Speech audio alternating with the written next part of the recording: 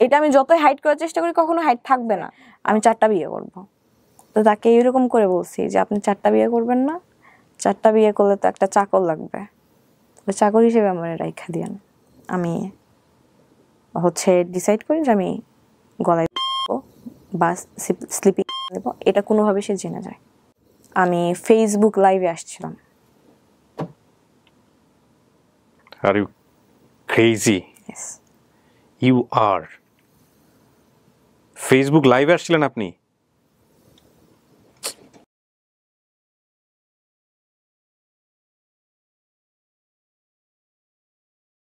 আসসালামু আলাইকুম প্রিয় দর্শক এবং শ্রোতা, আপনারা অনেক ভালো আছেন আশা করছি। অনেক অনেক শুভকামনা, আল্লাহ সবার মঙ্গল করুক সেই প্রত্যাশা জানিয়ে শুরু করব লাইফের একটা এপিসোড। নামটা কি? আসসালামু আলাইকুম, আমার নাম সাম্মাদ রাফিয়া সুলতানা। বয়স কত? 20। আমি আপনাকে নিরুৎসাহিত করছিলাম, কারণ আমাদের সোশ্যাল মিডিয়ার এনভায়রনমেন্টটা হচ্ছে মানুষ অনেক বেশি জাজমেন্টাল। মানুষ গল্পের ভিতরে ঢোকে না, মানুষ আসলে জানতে চায় না বিহাইন্ড দ্য স্টোরি কি, কিন্তু মানুষ খুব মন্তব্য করতে পছন্দ করে এবং সেই মন্তব্যগুলো বেশিরভাগ সময় খুব কটু মন্তব্য হয়। আপনি জেনে শুনে এসছেন? আমি সব জানি, আমি অনেক কিছু ভেবে আসছি। So you are mentally ready to go? Yes. শুরু করেন রাফিয়া। আম্মু বলতো যে আমি যখন ছোট ছিলাম, 5-6 বছর ছিলাম, তখন আমি খুব পড়তাম, যখনই সময় পাইতাম। আম্মু আমার এরকম করে বলতো, আমার মনে আছে এখনো, যে মা এত পড়ো না, পড়লে তো পরে সমস্যা হয়ে যাবে। তো আমি আম্মুকে বলতাম না আমি পড়বো। তা আমার আম্মু মূলত প্রাইমারি স্কুলের টিচার। শীতের সকালবেলা পিকনিক হইতেছে, আমি শাড়ি পরবো। তো আম্মুকে বলতেছি যে আম্মু আমি শাড়ি পরবো, আমাকে শাড়ি পরাই দেন। আমি ছোট, আমার স্পষ্ট মনে আছে, এখন আমার মনে আছে। তো আম্মু আমাকে শাড়ি পরাই দিল, তারপরে বলতেছে যে সোয়েটার পরো। তো আমি কান্নাকাটি করতেছি, না শাড়ি পরলে সুন্দর লাগতেছে, আমি সোয়েটার কেন পরবো? সোয়েটার পরলে সৌন্দর্যটা নষ্ট হয়ে যাবে। তো আম্মু আমাকে অনেক জেদ করতেছে। তো আমি রাগ করছি, আমার প্রচন্ড রাগ, আমি ছোটবেলা থেকে খুব জেদি। রাগ করে আমি বারান্দায় গ্রিলে এরকম করে ধরে কাঁদতেছি। তো আম্মু আমাকে ধরতে গেছে, আমি সাথে সাথে মাথা ঘুরে পড়ে যাই। হ্যাঁ, তো পড়ে যাওয়ার প্রায় 5-6 মিনিট আমি সেন্সলেস হয়ে থাকি। এটা কোন ক্লাসে থাকা? ক্লাস না, আমি তখন প্লে নার্সারিতে কোথাও পড়ি না। মূলত আমার যখন বুদ্ধি বয়স হয়েছে, আমি তখন মনে রাখা শুরু করি। তো আমি অনেক ভয় পাই, মাথায় অনেক পানি ঢালা হয়। কয় ভাই বোন আপনারা? 1 ভাই 1 বোন। আপনি বড় না ছোট? আমি ছোট, আমার বড় ভাই আছে। ওকে। এরকম কন্টিনিউয়াসলি 2-3 বার হয়। এটা কি রাগ করেই সেন্সলেস হয়ে যেত? হ্যাঁ, আমি যখন রাগ হইতাম বা এত বেশি রাগ যে সেন্সলেস হয়ে যায়। শিশু বিশেষজ্ঞকে দেখাইলো, পুরা মাথা স্ক্যান করলো, কোনো অসুখ বা রোগ ধরা পড়ে নাই। তো ওষুধ দিল, কাজ হয় না। তো হয় না, গ্রামের মানুষ বলে যে কবিরাজ দেখাও, এই টাইপের কিছু। তো আমাকে অনেক ট্রাই করছে, রংপুর পীরের কাছে পর্যন্ত নিয়ে গেছে। শীতের রাতে আব্বু আমাকে জড়ায় ধরে ওই খড়ের গাদার মধ্যে আমার এরকম করে নিয়ে রাত থাকতো, 2-3 রাত থাকতো, পীরের সঙ্গে দেখা করানোর জন্য। এত বেশি সিরিয়াল, এত বেশি হয় কি, মূলত ঘুমাইতেছি, ঘুমের মধ্যে আমি চিল্লাই উঠতাম, ভয় পাইতাম, আবল তাবল বলতাম। আমি পড়াশোনা কন্টিনিউ করতে পারতাম না, বেশি প্রেশার নিতে পারতাম না। তো আমি স্কুলেও রেগুলার যেতাম না। বাবা মা প্রেশার দিত না। যখনই প্রেশার দিত আমি রাগ হইতাম, আবার মাথা ঘুরে পড়ে যাইতাম, এরকম অবস্থা। আমি হাই স্কুলে উঠি, ক্লাস 6, 7, 8, 9। আমার একটা অ্যান্ড্রয়েড ফোন কিনছে, তখন স্যামসাং J7 আসছিল বাজারে। আম্মু এটা কিনছিল, আমার মনে আছে 19,500 টাকা দিয়ে কিনছিল। আচ্ছা। তো ওই ফোন, আম্মু তো সারাদিন স্কুলে থাকতো, আমি একটা ফেসবুক অ্যাকাউন্ট, আমি কোন ক্লাসে থাকতে? ক্লাস 9-এ। ক্লাস 9-এ আমার আশপাশ সব ফ্রেন্ডেরই ফোন আছে, আপডেট হয়ে গেছে আর কি। তো আমার ফোন ছিল না, আমি আম্মুর ফোন থেকে একটা ফেসবুক অ্যাকাউন্ট ওপেন করি। আমি তো বুঝতাম না, আমার যে ফ্রেন্ড রিকোয়েস্ট দিত আমি অ্যাকসেপ্ট করে নিতাম। তো এক সময় দেখি যে একটা ফ্রেন্ড রিকোয়েস্ট আসছে, আমি অ্যাকসেপ্ট করছি। দেখি সাথে সাথে ইনবক্স, যে আমি তোমাকে চিনি, তুমি আমাদের পাশের স্কুলে পড়ো, তুমি এই স্যারের কাছে প্রাইভেট পড়ো। আমার 3 বছরের সিনিয়র ছিল। আপনি তাকে দেখে চিনেছেন? হ্যাঁ, চিনছি। ফেসবুকে দেখেই চিনে ফেলেছেন? হ্যাঁ, কারণ আমি দেখতাম আশেপাশে এরিয়াতে, আমি গার্লস স্কুলে পড়তাম, সে বয়েজ স্কুলে পড়তো। স্কুলটার মাঝখানে শুধু একটা রাস্তা ছিল পাশাপাশি। তো আমি বললাম হ্যাঁ, আমিও তোমাকে চিনি, আমি দেখছি। তো আমাকে একদিন বলে যে তোমাকে আমার ভালো লাগছে। তো এরকম করে আমরা একটা রিলেশনশিপে যাই। রিলেশনশিপে কি ধাম করে চলে গেলেন? ধাম করে না, 3-4 মাস পর। 3-4 মাস কি কন্টিনিউয়াসলি কথা হচ্ছিল? এর আগে কারোর সঙ্গে কথা হওয়া, কোনো ছেলেকে ভালো লাগা, কারোর প্রতি ফ্যান্টাসি থাকা, ওগুলো কিছু ছিল না? ছিল না। সো ক্লাস 9-এ ফার্স্ট ওকেই ভালো লাগে, এবং সে আপনার প্রতিবেশী ছেলে? হ্যাঁ। ও কিসে পড়তো? তখন ইন্টার ফার্স্ট ইয়ারে পড়তো। ও তখন ইন্টার ফার্স্ট ইয়ারে, আপনি তখন ক্লাস ক্লাস 9 এ। 9 এ। ওকে। এই যে ফেসবুকে কথা হচ্ছে, এর আগে কি আপনাদের কথা হয়েছে কখনো কোথাও, কোনো রাস্তাঘাটে না, কোথাও? ফেসবুকে কখনো কোনো প্র্যাকটিক্যালি কথাও হয়নি? প্র্যাকটিক্যাল কথা, বাট আমি দেখছি, অনেকবার দেখছি, কারণ আমি সেম স্যারের কাছে প্রাইভেট পড়তাম। ও 8 মাস পর হুট করে আম্মু একদিন আমার কথা বলা শুনে রাতের বেলা, হুম। আমার ধরছে ওই দিন, বকা দিতে দিতে অবস্থা খারাপ। তো আমি পরে আমার যেমনি হোক তারে কল দেই। কল দেওয়ার পরে আমি বলতেছি যে তোমার সাথে হয়তো বা আমার কথা কন্টিনিউ হবে না, আম্মু জানছে। তো বলতেছে আমি তোমার আম্মুর সাথে দেখা করবো। হ্যাঁ, দেখা করবা মানে হুট, কথা নাই বাতা নাই, হুট আর দেখা করবা। তো আমার আম্মুর কলিগ ছিল তার রিলেটিভস, ওকে। এটা আমিও আগে থেকে জানতাম, সেও আগে থেকে জানতো। তো পরের দিন সে আমার আম্মু স্কুলে চলে গেল সোজা। হ্যাঁ, সোজা আমার আম্মু স্কুলে চলে গেল, ডিরেক্ট আম্মুকে বিয়ের প্রস্তাব দিছে যে আমি হচ্ছে আক্ট করে রাখতে চাই, আমি আপনার মেয়েকে ভালোবাসি বা এই টাইপের কিছু। আম্মু তাকে বুঝাই শোনাই, বলছে যে তুমি বাসায় যাও, তোমার আব্বু আম্মুর সাথে কথা বলো। তো সে বাসায় গেছে, বাসায় যাওয়ার পর তার আব্বু আম্মুর সাথে কথা বলছে যে আমি এইরকম একটা মেয়েকে পছন্দ করি, বাসায় জানাজানি হওয়ার পর এরকম হয়েছে। তো তার একটা কাজিন ছিল, মেয়ে কাজিন, এইরকম আপনার রিলেশন করার ইয়েতে সুইসাইড করছে অনেক বছর আগে, 3-4 বছর আগে। তখন 3-4 বছর আগে, 2016 সালে, 3-4 বছর আগে। তোর আব্বু আম্মুর মধ্যে আপনার সঙ্গে ঘটনাটা 2016 সালে? হ্যাঁ, তার 3-4 বছর আগে তার ফ্যামিলিতে এরকম একটা সুইসাইডের ঘটনা আছে। তো আব্বু আম্মুর মধ্যে জিনিসটা ভয় কাজ করে যে আমার ছেলে হচ্ছে আপনার অনেক ভালো স্টুডেন্ট, বুয়েটে পড়ার মতো স্টুডেন্ট ছিল সে। ও হি ওয়াজ ভেরি মেরিটোরিয়াস। খুব ভালো, খুব। ওকে। ওর হাতের লেখা দেখলে মানে খুবই ভালো। দেন যদি রাজি না হয়, এরকম বলতেছিল যে রাজি না হলে যে কোনো কিছু করে নিতে পারে। তো তার আব্বু আম্মু আমার আব্বু আম্মুর সাথে কথা বললো, বাট ছেলেটা ছিল অসাধারণ সব দিক থেকে। অসাধারণ বলতে স্টুডেন্ট ভালো, ক্যারেক্টার ভালো। আব্বু আম্মুকে অনেক বোঝানো হয়েছে, তার রিলেটিভস যেটা ছিল সে বোঝানো হয়েছে যে ছেলে ভালো, ছেলে ব্রাইট ফিউচার। আমি জানি না 7 দিনের মধ্যে কি এমন হয়ে গেল, আমাদের ছোট করে একটা কাবিন হলো। সিরিয়াসলি 7 দিনের মাথায়। আমি সেন্সে কাজ করে না, আমার আব্বু আম্মুকে কি বোঝানো হয়েছে, তার আব্বু আম্মু কি কথা বলছে, আমার আব্বু আম্মু কি বলছে। না, কিন্তু আপনার আব্বু আম্মু আপনাকে কি অ্যাপ্রোচ করছে সেটা আমাকে বলেন। আমার কাছ থেকে শুধু বলছে যে তুমি কি ছেলেটাকে পছন্দ করো? আমি অবভিয়াসলি পছন্দ করতাম। সে যখন বাসায় বলছে যে বিয়ে না করলাম, এটা করবো ওটা করবো, আমার মাথার মধ্যে এটা থট ছিল যে আমার জন্য যদি ছেলেটা সুইসাইড করে নাই, তাহলে আমার কিন্তু সারা জীবন একটা বোঝা হচ্ছে নিয়ে চলা লাগবে। টিনেজ বয়স, এটা নিয়ে আমি কোনো জাজমেন্টে যেতে চাচ্ছি না। ক্লাস 9 এ অনেক কিছুই সম্ভব, বিকজ ওই জাজমেন্টাল স্টেজটা থাকে না বয়সের জায়গাটা থেকে। কিন্তু বাপ মায়ের ভূমিকাটা এখানে খুব গুরুত্বপূর্ণ, নাম্বার 1। নাম্বার 2 হচ্ছে, আপনি যে ছেলেটার সম্পর্কে বলছেন, আপনার কথা যদি সত্য হয়ে থাকে, আপনার মতো করেই বলি, সেটা হচ্ছে ছেলেটা কেবল ইন্টারমিডিয়েটে পড়াশোনা করছে। হ্যাঁ, তখন সে ইন্টার সেকেন্ড ইয়ারে উঠছে। সো তাকে কেন এত মেরিটোরিয়াস বলা হচ্ছে? তার এসএসসি রেজাল্ট কি ছিল? গোল্ডেন। সে হচ্ছে আপনার পুরো মধ্যে র্যাঙ্ক করছিল। র্যাঙ্ক বলতে ওই জেলার মধ্যে কি? হ্যাঁ, জেলার মধ্যে। কারো আইডেন্টিটি ফ্ল্যাশ হোক, আমি এটা চাচ্ছি না, সেভাবে গল্পটা আমি এখানে উপস্থাপন করছি। এইরকম একটা মেরিটোরিয়াস একটা ছেলে, যারা এত সুন্দর একটা ফিউচার আছে, তার তো নিজের একটা রিয়েলাইজেশন থাকা উচিত বা থাকা প্রয়োজন যে সে আলটিমেটলি এখন এরকম কোনো কিছুর মধ্যে জড়িয়ে যাওয়া মানে হচ্ছে তার এডুকেশন ক্যারিয়ার হ্যাম্পার হতে পারে। এটা বোঝানোর মতো কোনো লোকজন ছিল না সেই সময়টাতে? মানে আপনার জায়গা থেকে আপনি কিছু জানেন কিনা জিজ্ঞেস করছি। আসলে কিছু জানি না, কোথা থেকে কি হইলো 7 দিন 8 দিনের মাথায়, আমি নিজেও জানি না। আপনার ফ্যামিলিতে আর্লি ম্যারেজ ব্যাপারটা আছে? না, আমি ফার্স্ট। আপনার ভাই তখন বয়স, আপনার বয়সের গ্যাপ কত? আমার ভাই এগুলো বিষয়ে কিচ্ছু জানতো না। কি বলেন? কিচ্ছু না, আমি সেটা পরে আসতেছি, কিচ্ছু জানতো না। আমার বিয়ে মেয়ের আক্ত হচ্ছে ভাই জানবে না, তারও তো ফ্যামিলিতে এটা নিয়ে কোশ্চেন উঠতে পারে। হ্যাঁ, ভাইয়াকে কেন গোপন করা হয়েছে বিষয়টা? এটা হচ্ছে জানি না কেন গোপন করা হয়েছিল, আব্বু আম্মুর ডিসিশন ছিল এটা। ইউ নো দ্যাট, বাট আপনি বলতে চাচ্ছেন না। আপনি বলতে পারেন আমি আসলেই জানি না। আপনি আজ পর্যন্ত জানেন না? এখন পর্যন্ত জানি না যে কেন গোপন করা হয়েছে ভাইয়ের কাছ থেকে। এটা কিন্তু একটা বড় মিস্ট্রি হয়ে যাচ্ছে, এবং মিস্ট্রির জায়গা থেকে অনেক ধরনের কোশ্চেন রেজ হবে বিষয়টা। তো ফ্যাক্টটা হচ্ছে এটাই যে আপনার ভাইয়ের বয়স কত ছিল ওই সময়টাতে? ভাইয়া তখন কি করছে ওই সময়টা? তুমি অনার্স সেকেন্ড ইয়ারে। Definitely it's a big question. মানে আপনার ফ্যামিলি যদি এটা গোপন করে থাকে আপনার ভাইয়ের কাছ থেকে, তার মানে এটা আপনার ফ্যামিলি কেন করবে? এটা ইলজিক্যাল হয়ে গেল বিষয়টা। I don't know, actually I don't know. বা আপনি কি এমন কোনো কিছু করেছিলেন ফ্যামিলিতে, বা ও কি এমন কোনো কিছু করেছিল যেটা আলটিমেটলি সবাই খুব টেনশনে পড়ে গিয়েছিল? না, এরকম কিছু ছিল না। Are you sure? হ্যাঁ সবাই দেখতেছে সবাই দেখতেছে, আমি জানি ওকে এরকম কিছু ছিল না। তারপর ছোট করে তার ফ্যামিলি, তার আব্বু আপনার আম্মু, ভাইয়া তখন কোথায়? ভাই ঢাকায়। তার বাবা মা, আমার বাবা মা কাজী অফিসে যে ছোট একটা কাবিন করে কাগজ, ওখানে আমি সাইন করি, সেও সাইন করে।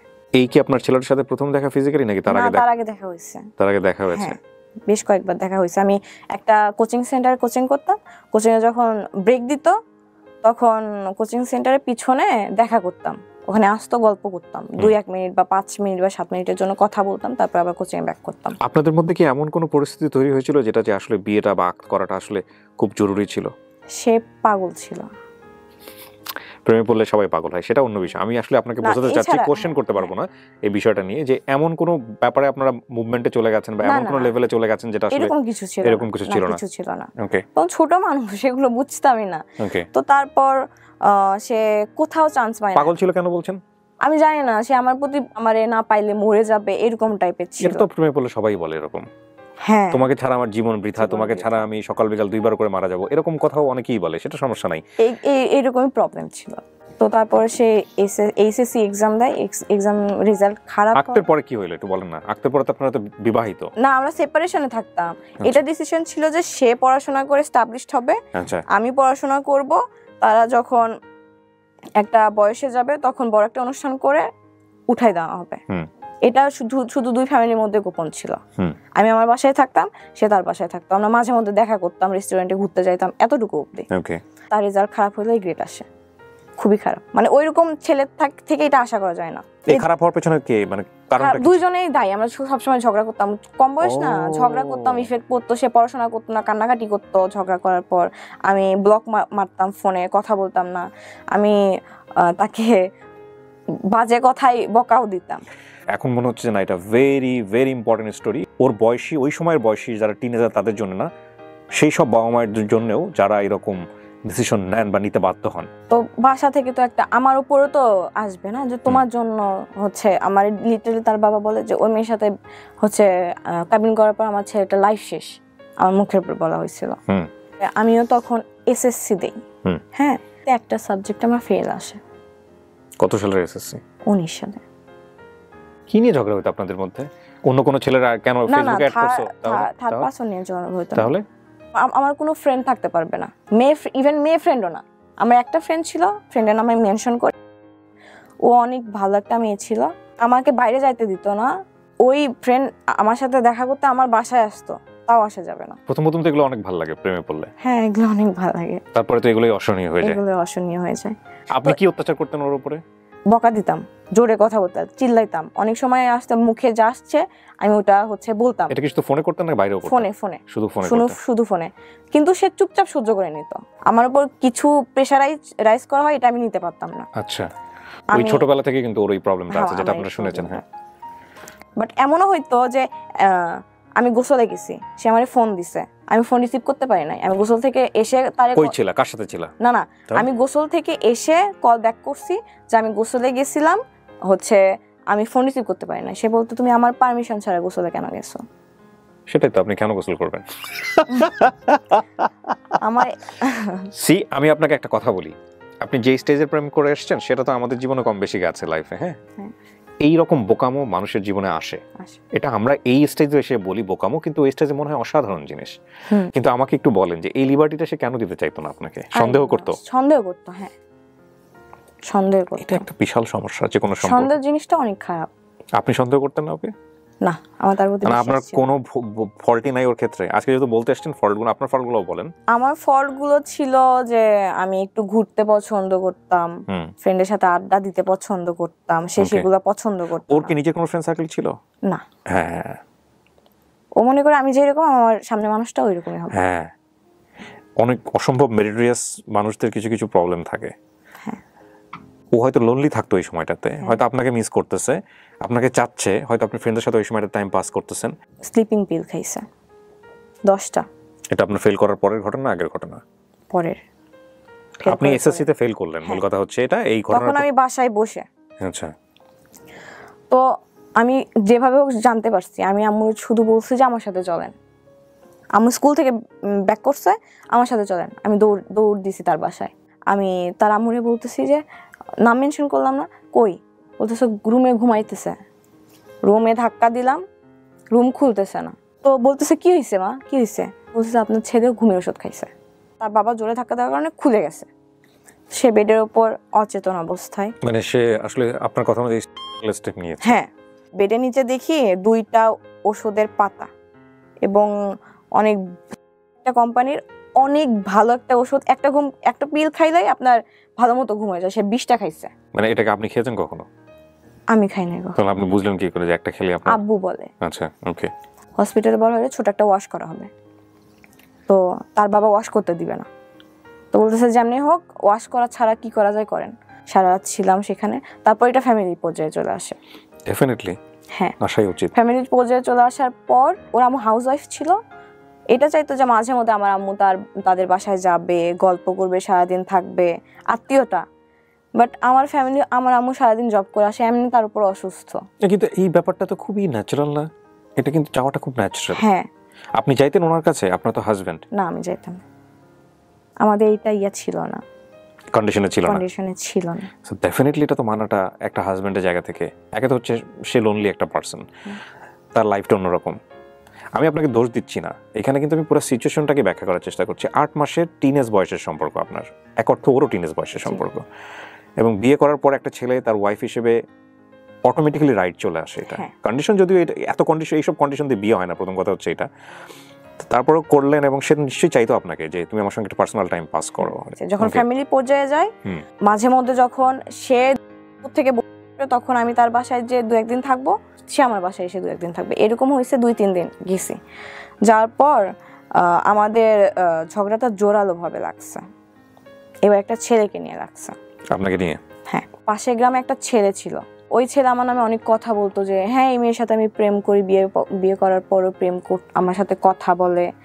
যখন তারে বলা হয় প্রমাণ দেখা, সে প্রমাণ দেখায় না। তো ও হচ্ছে ওর ফ্রেন্ডদের মাধ্যমে শুনছে যে তোর বউ হচ্ছে এই ছেলের সাথে কথা বলে, এই ছেলে এগুলা বলে বেড়ায়। তো ওইটা নিয়ে লাগছে। তার এগুলা প্যারা জিনিসটা আমি নিতে পারতাম না। আস্তে আস্তে ওর এগুলো ব্যবহারে তার উপর থেকে আমার মন উঠে গেছিল। তারা প্রস্তাব দেয় আমার আব্বু আম্মুকে যে সে অলরেডি অনার্স 2nd ইয়ারে পড়ে, আমি তখন এসএসসি আবার দিব।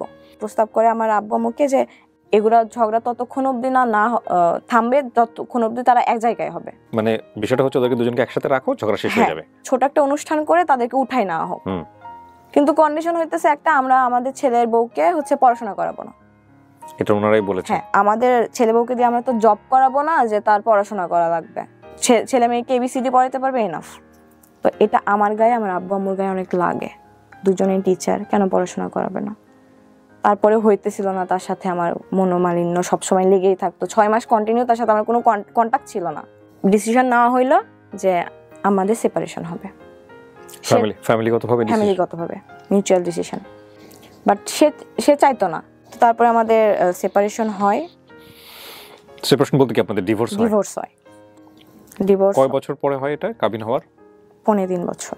আপনি যে 3.5 বছরের গল্পটা বললেন, এর মধ্যে কোনো বিউটিফুল মোমেন্টস ছিল আপনাদের? হ্যাঁ, অনেক মোমেন্ট ছিল। একসাথে ঘুরতে বের হইতাম, টাইম স্পেন্ড করতাম, রেস্টুরেন্টে খাইতে যাইতাম, এগুলো ছিল, অনেক স্মৃতি ছিল। যখন আপনি সাইনটা করলেন তখন আপনার ফিলটা কি হচ্ছিল? সত্যি বলতে আমার মনে হচ্ছিল যে এটা লাইফে একটা বড় ইফেক্ট পড়বে, বাট আমি যে ডিসিশনটা নিতেছি আমি রাইট ডিসিশন নিতেছি। আপনাকে কেউ ইনফ্লুয়েন্স করেছে ওই সময়টা? ভাইয়া তো ততদিনে জেনে গেছে। হ্যাঁ। তারপরে কি বলেছিল ওনার জানার পরে? আমার সাথে কথা বলতো না। আব্বু আম্মুর সাথে কথা বলা রাখতো, দ্যাটস ওয়াই কথা বলতো, আমার সাথে কথা বলতো না। যদি কোনো দরকারে বাসায় আসতো, সামনে পড়তো, কোনো দরকারে যে রাফি, আমার রাফি বলে ডাকে, চান বা ভাত খাবো আম্মুকে বল, এতটুকু অবধি, কথা বলতো না। ডিভোর্স হওয়ার পর তারপর করোনা আসে, যখন প্যান্ডেমিক সিচুয়েশন, তখন ঢাকা ভার্সিটির একটা ভাইয়া অনেক ভালো টিচার, ওনার ইংলিশ কোর্সে ভর্তি হওয়ার পরে ওই ইংলিশ কোর্সে অন্য একটা ছেলে পড়তো। তো আমরা অ্যাড হওয়ার পর আমাদের কথা হইতো পড়াশোনা বিষয়ে। এটা 2021 সালের জুনের দিকে। তো ছেলেটাকে দেখে আমার ভালো লাগছে। ততদিনে কিন্তু আমি হচ্ছে ওই জিনিসটা থেকে বের হইতে পারছি, বাট ইফেক্ট পড়ে আমার উপর। আমি বলতাম না কখন, আমি মানে একটা হয় না যে মেয়েরা কেন আগে বলবে, ছেলেরাই আগে বলবে। সে আমার থেকে 10 মাসের ছোট, মেনশন করি, সে নিজেও জানতো সেটা। কোচিং এ একসাথে পড়তে না? না, আমি তখন থাকতাম, সে ঢাকায়। আচ্ছা, আমাদের অনলাইনে পরিচয়, ভাইয়ার মেসেঞ্জার গ্রুপে। ভাইয়া আপনাদেরকে পড়াইতো? হ্যাঁ, অনলাইনে পড়াইতো।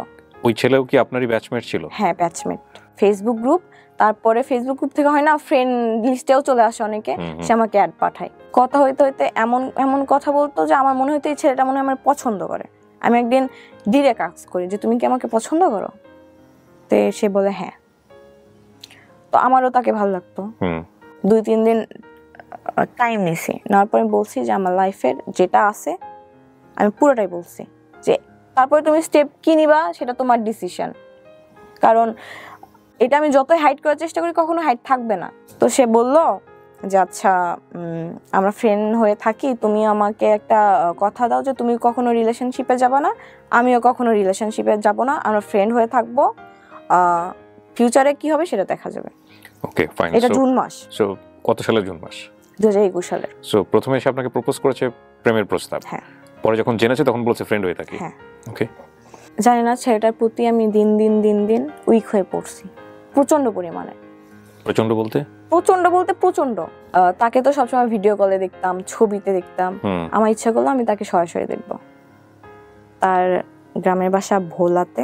তাকে আমি বলি যে আমি তোমাকে দেখব। তো বলে যে, তো আমি তাকে দেখার জন্য ভোলাতে যাই। থেকে ভোলার ডিস্টেন্স 550 কিলো। আপনি ও জানতো যে আপনি ভোলাতে যাচ্ছেন? না। এটা কয় দিনের মধ্যে? 2.5 মাসের মধ্যে। 2.5 মাসের মধ্যে? জি। আমি আমার এই ঘটনা কি এটা প্রমাণ করে না যে আপনি বাই ন্যাচারালি অনেক বেশি ক্রেজি? হ্যাঁ, আমার রাগ অনেক, বাট এরকম কারোর প্রতি ক্রেজিনেস বা কারোর প্রতি এত, সেটা ঠিক আছে, হয়তো এরকম কোনো সাবজেক্ট পাননি যেটা এক্সপ্লোর করার মতো, বাট আপনার ক্রেজিনেসটা এই লেভেলে যাইতে পারে সেটার মতো কিছু একটা ঘটেছে আপনার লাইফে এবং সেটা আপনি করেছেন। তো আপনি ধাম করে চলে গেলেন নাকি বাসায় কাউকে জানিয়েছিলেন? না, বাসায় আম্মুকে বলছি যে আমার একটা ফ্রেন্ডের বিয়ে, আমি মিথ্যা কথা বলছি, আম্মুকে মিথ্যা কথা বলি যে আমার হচ্ছে একটা ফ্রেন্ডের বিয়ে, 2 দিন আমাকে সেখানে স্টে করা লাগবে। এদিকে আমি আমার বেস্ট ফ্রেন্ড ছিল তখন, রাহিম, নামটা মেনশন করতেছি, আর আমার চাচাতো ভাইকে নিয়ে একটা প্রাইভেট কার ভাড়া করে রেন্টে করে নিয়ে আপনি শেয়ার করলেন কার সঙ্গে? সো আমার বেস্ট ফ্রেন্ড। সো ওকে আপনি শেয়ার করলেন যে আমি তোমাকে নিয়ে এখন ভোলাতে যাব? হ্যাঁ, যাব। আমার থেকে 2 বছরের সিনিয়র, বাট অনেক ভালো। তো যাই, আমার এখনো মনে আছে তারিখটা, 7ই আগস্ট বিকেল 5টায় রওনা দিই আমরা। যে আমরা সকাল 7:30টায় পৌঁছাই ভোলার 0 পয়েন্টে। সে জানে না যে আমি গেছি ওইখানে। তো আমি ফোন দিছি, আমি ভাবছি হয়তো বা ফোন পিক করবে না যেহেতু ঘুমাই, তো করছে পিক, সাথে করছে। তো আমি বলতেছি যে আমি ভোলার 0 পয়েন্টে, জায়গাটার নাম আমার সঠিক মনে নাই, একদম সদরে। তো শকড। হ্যাঁ, কত ভালোবাসা মেয়েটা। 5 মিনিট পরে কল দিয়ে বলতেছে তুমি কি আসলেই ভোলাতে? তখন আমি দোকানের নাম বলি, জায়গার নাম বলি, তখন আসলে ক্লিয়ার হয়েছে যে আসছে। তুমি যে আসছো, আমি তো 1 ঘন্টার বেশি তোমাকে টাইম দিতে পারবো না। আমার এই কথাটা ফার্স্ট আমার অনেক খারাপ লাগে যে আমি 15 ঘন্টা জার্নি করে আসছি, সে আমাকে 1 ঘন্টার বেশি টাইম দিতে পারবে না। আল্লাহ, কেন হইতেছে এমন আমার সাথে? প্রিয় দর্শক এবং শ্রোতা, এই সময়টাতে কিছুটা কালার ডিস্টরশন হতে পারে বা কালারে কিছুটা চেঞ্জ আসতে পারে, বিকজ আমাদের লাইটের সেটআপটা চেঞ্জ হয়েছে বারবার ইলেকট্রিসিটির লোডশেডিংয়ের কারণে। সো একটু চেঞ্জেস আসতে পারে, এটা একটু চোখে লাগতে পারে, এটা আপনারা কনসিডার করবেন। কিন্তু আপনার প্ল্যান কি ছিল? ওর সঙ্গে থেকে যাও ওখানে? না, আমার প্ল্যান ছিল আমি দেখা করব, অ্যাট লিস্ট 4-5 ঘন্টা ঘুরবো বা টাইম স্পেন্ড করব। টাইমের কথাটা ওই সময়টা বলাটাও উচিত না, কারণ 10-15 ঘন্টা জার্নি করে গেছে। তারপরে গাড়িতে বসলাম, গল্প করলাম। করোনার জন্য কোনো রেস্টুরেন্ট খোলা ছিল না, কোনো পার্ক খোলা ছিল না। তো আমরা সে আমাকে বললো যে তোমাকে একটা লেকের পাড়ে নিয়ে যাই, চলো। তো সবাই, আমার কাজিন, আমার ফ্রেন্ড, গাড়িতে বসলাম, গেলাম। আর ভোলা না, একটু পরপর মসজিদ, অনেক সুন্দর মসজিদ। আমার এই জিনিসটা অনেক ভালো লাগছে, এত সুন্দর মসজিদ। আমি এটাও বলছি যে আপনাদের হচ্ছে ভোলাতে অনেক সুন্দর মসজিদ, ঢাকার থেকে অনেক। আপনি বলতেন? হ্যাঁ, ওকে। এটা চলে আসছে আমার রেসপেক্টের জায়গা থেকে। ড্রাইভার আঙ্কেল যে, সে বলতেছে যে 5টার ফেরিটা যদি আমরা মিস করি, আমাদের কালকে সকাল অবধি ওয়েট করা লাগবে। তো বলতেছে আমি তোমার সাথে ফেরিঘাট অবধি যাব, অনেক ছবি উঠাই, ভিডিও করি, এখনকার করে না টিকটক, করছি কয়েকটা ভিডিও। টিকটক করতেন আপনি? এখনো করেন? না, তার জন্য ছেড়ে দিছি। এই ছেলেটার জন্য? হ্যাঁ, পছন্দ করতো না। তো তারপরে সে আমার সাথে থাকতে পারতেছে না, তো অনেক আমি বললাম যে আপনি এখান থেকে বাসায় যান। হ্যাঁ, তো সে কোন এক ফ্রেন্ডকে ফোন করলো যে তুই আমার বাসায় একটু ম্যানেজ করিস, যদি ফোন দেয় আম্মু বলিস যে আমি তোর সাথে আছি। তো সে আমাকে বললো যে আমি তোমার সাথে বরিশাল পর্যন্ত যাব, মানে নদীটা পার হইলেই বরিশাল জেলা। তো আমি খুশি হইলাম যে হ্যাঁ অ্যাটলিস্ট যেটা বলছে যে 1 ঘন্টা থাকবে তার থেকে বেশি সময় সে তো কোম্পানি দিচ্ছে। হ্যাঁ, তার জন্য আমি গিফট নিয়ে গেছি 2-3টা টি-শার্ট, একটা ঘড়ি। ওই ঘড়িটা আমি অনেক কষ্ট করে আমি ওই ঘড়িটা ম্যানেজ করছি। সে চকলেট খাইতে পছন্দ করতো, এগুলো নিয়ে গেছি। বলতেছে এগুলো আমি কিভাবে নিয়ে যাবো, আমি তো এগুলো নিয়ে বাসায় ঢুকতে পারবো না, আম্মু অনেক কোশ্চেন জিজ্ঞেস করবে, বলতে তো সমস্যা হয়। হ্যাঁ, সুন্দরভাবে বিদায় দিল আমাকে। আমি অনেক মজা নিয়ে আসছি যে তার সাথে অন্তত দেখা হয়েছে আমার। আমি ভোলা থেকে যাওয়ার 8 দিনের মাথায় সে ঢাকায় আসে কলেজে অ্যাসাইনমেন্ট জমা দেওয়ার জন্য। ঢাকাতে পড়তো সে? হ্যাঁ। আমি ভাবলাম আমি আবার যাবো তার সাথে দেখা করতে ঢাকাতে। হ্যাঁ, কি মানে আমি জানি না তখন কি বলছি, যে কোনো একটা বই ম্যানেজ করছে আম্মুকে। আর আমারকে আম্মু কখনো না বলে না, আমার বিকজ অফ ওই ইনসিডেন্টের কারণে। ইনসিডেন্টের কারণে, প্লাস আমি অসুস্থ, যদি আমাকে একটা জিনিস নিয়ে না করে আমি রেগে যাই, যদি আবার মাথা ঘুরে পড়ে যায়, আবার অসুখটা আবার ব্যাক করে, এটার ভয়ে আব্বুকে বলা হয়েছে যে পিকনিকে যাচ্ছি। তো আমি আমার ওই ফ্রেন্ড আবার ওই কাজিনকে নিয়ে আমি ঢাকায় আসি। ঢাকায় এসে তাকে কল দেওয়া হয়। কল দেওয়া হওয়ার পর 10 নাম্বার মিরপুর 10-এ কল দেওয়া হয়েছে যে 10 নাম্বারে আছে, আসো। সেও জানে না যে আমি আসছি। আমি আমার ফ্রেন্ডকে দিয়ে কল দেওয়া হয়েছি যে তুমি বলো তুমি আসছো ঢাকায় কাজে, তুমি ওর সাথে দেখা করবা। তো সে আসে, একসাথে খাওয়া দাওয়া করলাম, বসলাম, খাওয়া দাওয়া করলাম। সন্ধ্যার পরে সে হোটেলে আসলো যে চলো তোমাদের হোটেল অব্দি পৌঁছাই দেই, তারপর ওখানে কিছুক্ষণ গল্প করে আমি চলে আসবো। সে হোটেল অব্দি আসলো, আসার পরে সবাই মিলে গল্প করলাম, 8 ঘন্টা মতো গল্প করে তার বাসা থেকে ফোন আসলো, সে চলে গেল। তো আমি রাতে তাকে কল দিলাম যে কালকে সকাল থেকে বিকাল অব্দি আমাকে টাইম দেওয়া লাগবে আপনার। সে কোনোভাবেই রাজি না, সে অজুহাত দিচ্ছে যে সে কি তখন ঢাকাতে? হ্যাঁ, ঢাকাতে। তার ফ্যামিলি তো ভোলাতে, সে ঢাকাতে কি করে? না, সে তার ফুল ফ্যামিলি ঢাকাতে সেটেলড। তাহলে ওই সময়টাতে সে ভোলাতে ছিল করোনার জন্য। তো সে অজুহাত দেয় যে খালামণির বাসায় যাওয়া লাগবে, আম্মু বের হইতে দেবে না। আসলে এগুলো কিচ্ছু না, আমি তো বুঝি। আমি বাসায় ম্যানেজ করে ঢাকা অব্দি আসতে পারছি, তুমি আমার জন্য সকাল থেকে বিকেল অব্দি টাইম বের করতে পারবা না, তাও ঢাকাতে। মানে কি আপনাকে পছন্দ করতো না? পছন্দ করতো, বাট আমি জানি না কেন চাচ্ছিল না। এই তো আমার ইনসিডেন্ট আছে, এই জন্য আমার থেকে একটু দূরে দূরে থাকতো। ও ফাইন, ইনভলভটাও ওভাবে চাচ্ছিল না। ঠিক আছে, ধরি মাছ না ছুঁই পানি, এটাই। হ্যাঁ, এক্স্যাক্টলি। সে প্রচন্ড চালাক। সে বলতেছে বিকালে বের হবো, বিকালে 1-1.5 ঘন্টা তোমার সাথে লাভ রোডের দিকে যাব, ওখানে কোথাও বসে গল্প করে। লাভ রোড কোথায় এটা? মিরপুর 2-এ। আমি বললাম না, সকালবেলা আমি সকাল থেকে বিকাল অব্দি আপনার সাথে থাকবো, কারণ আমি আসছি আপনার সাথে টাইম স্পেন্ড করার জন্য, আপনি আমাকে 2-3 ঘন্টা কেন দিবেন। তো সকালবেলা বের হয়েছে 10টার সময়, ঘুরছি ঢাকা শহর, যমুনা ফিউচার পার্কে, বসুন্ধরা সিটিতে, পার্ক, রেস্টুরেন্ট। আমার সাথে যতক্ষণ ছিল আমি কখনো এটা ফিল করতাম না যে তার সাথে আমার ফ্রেন্ডশিপ, বয়ফ্রেন্ড গার্লফ্রেন্ড।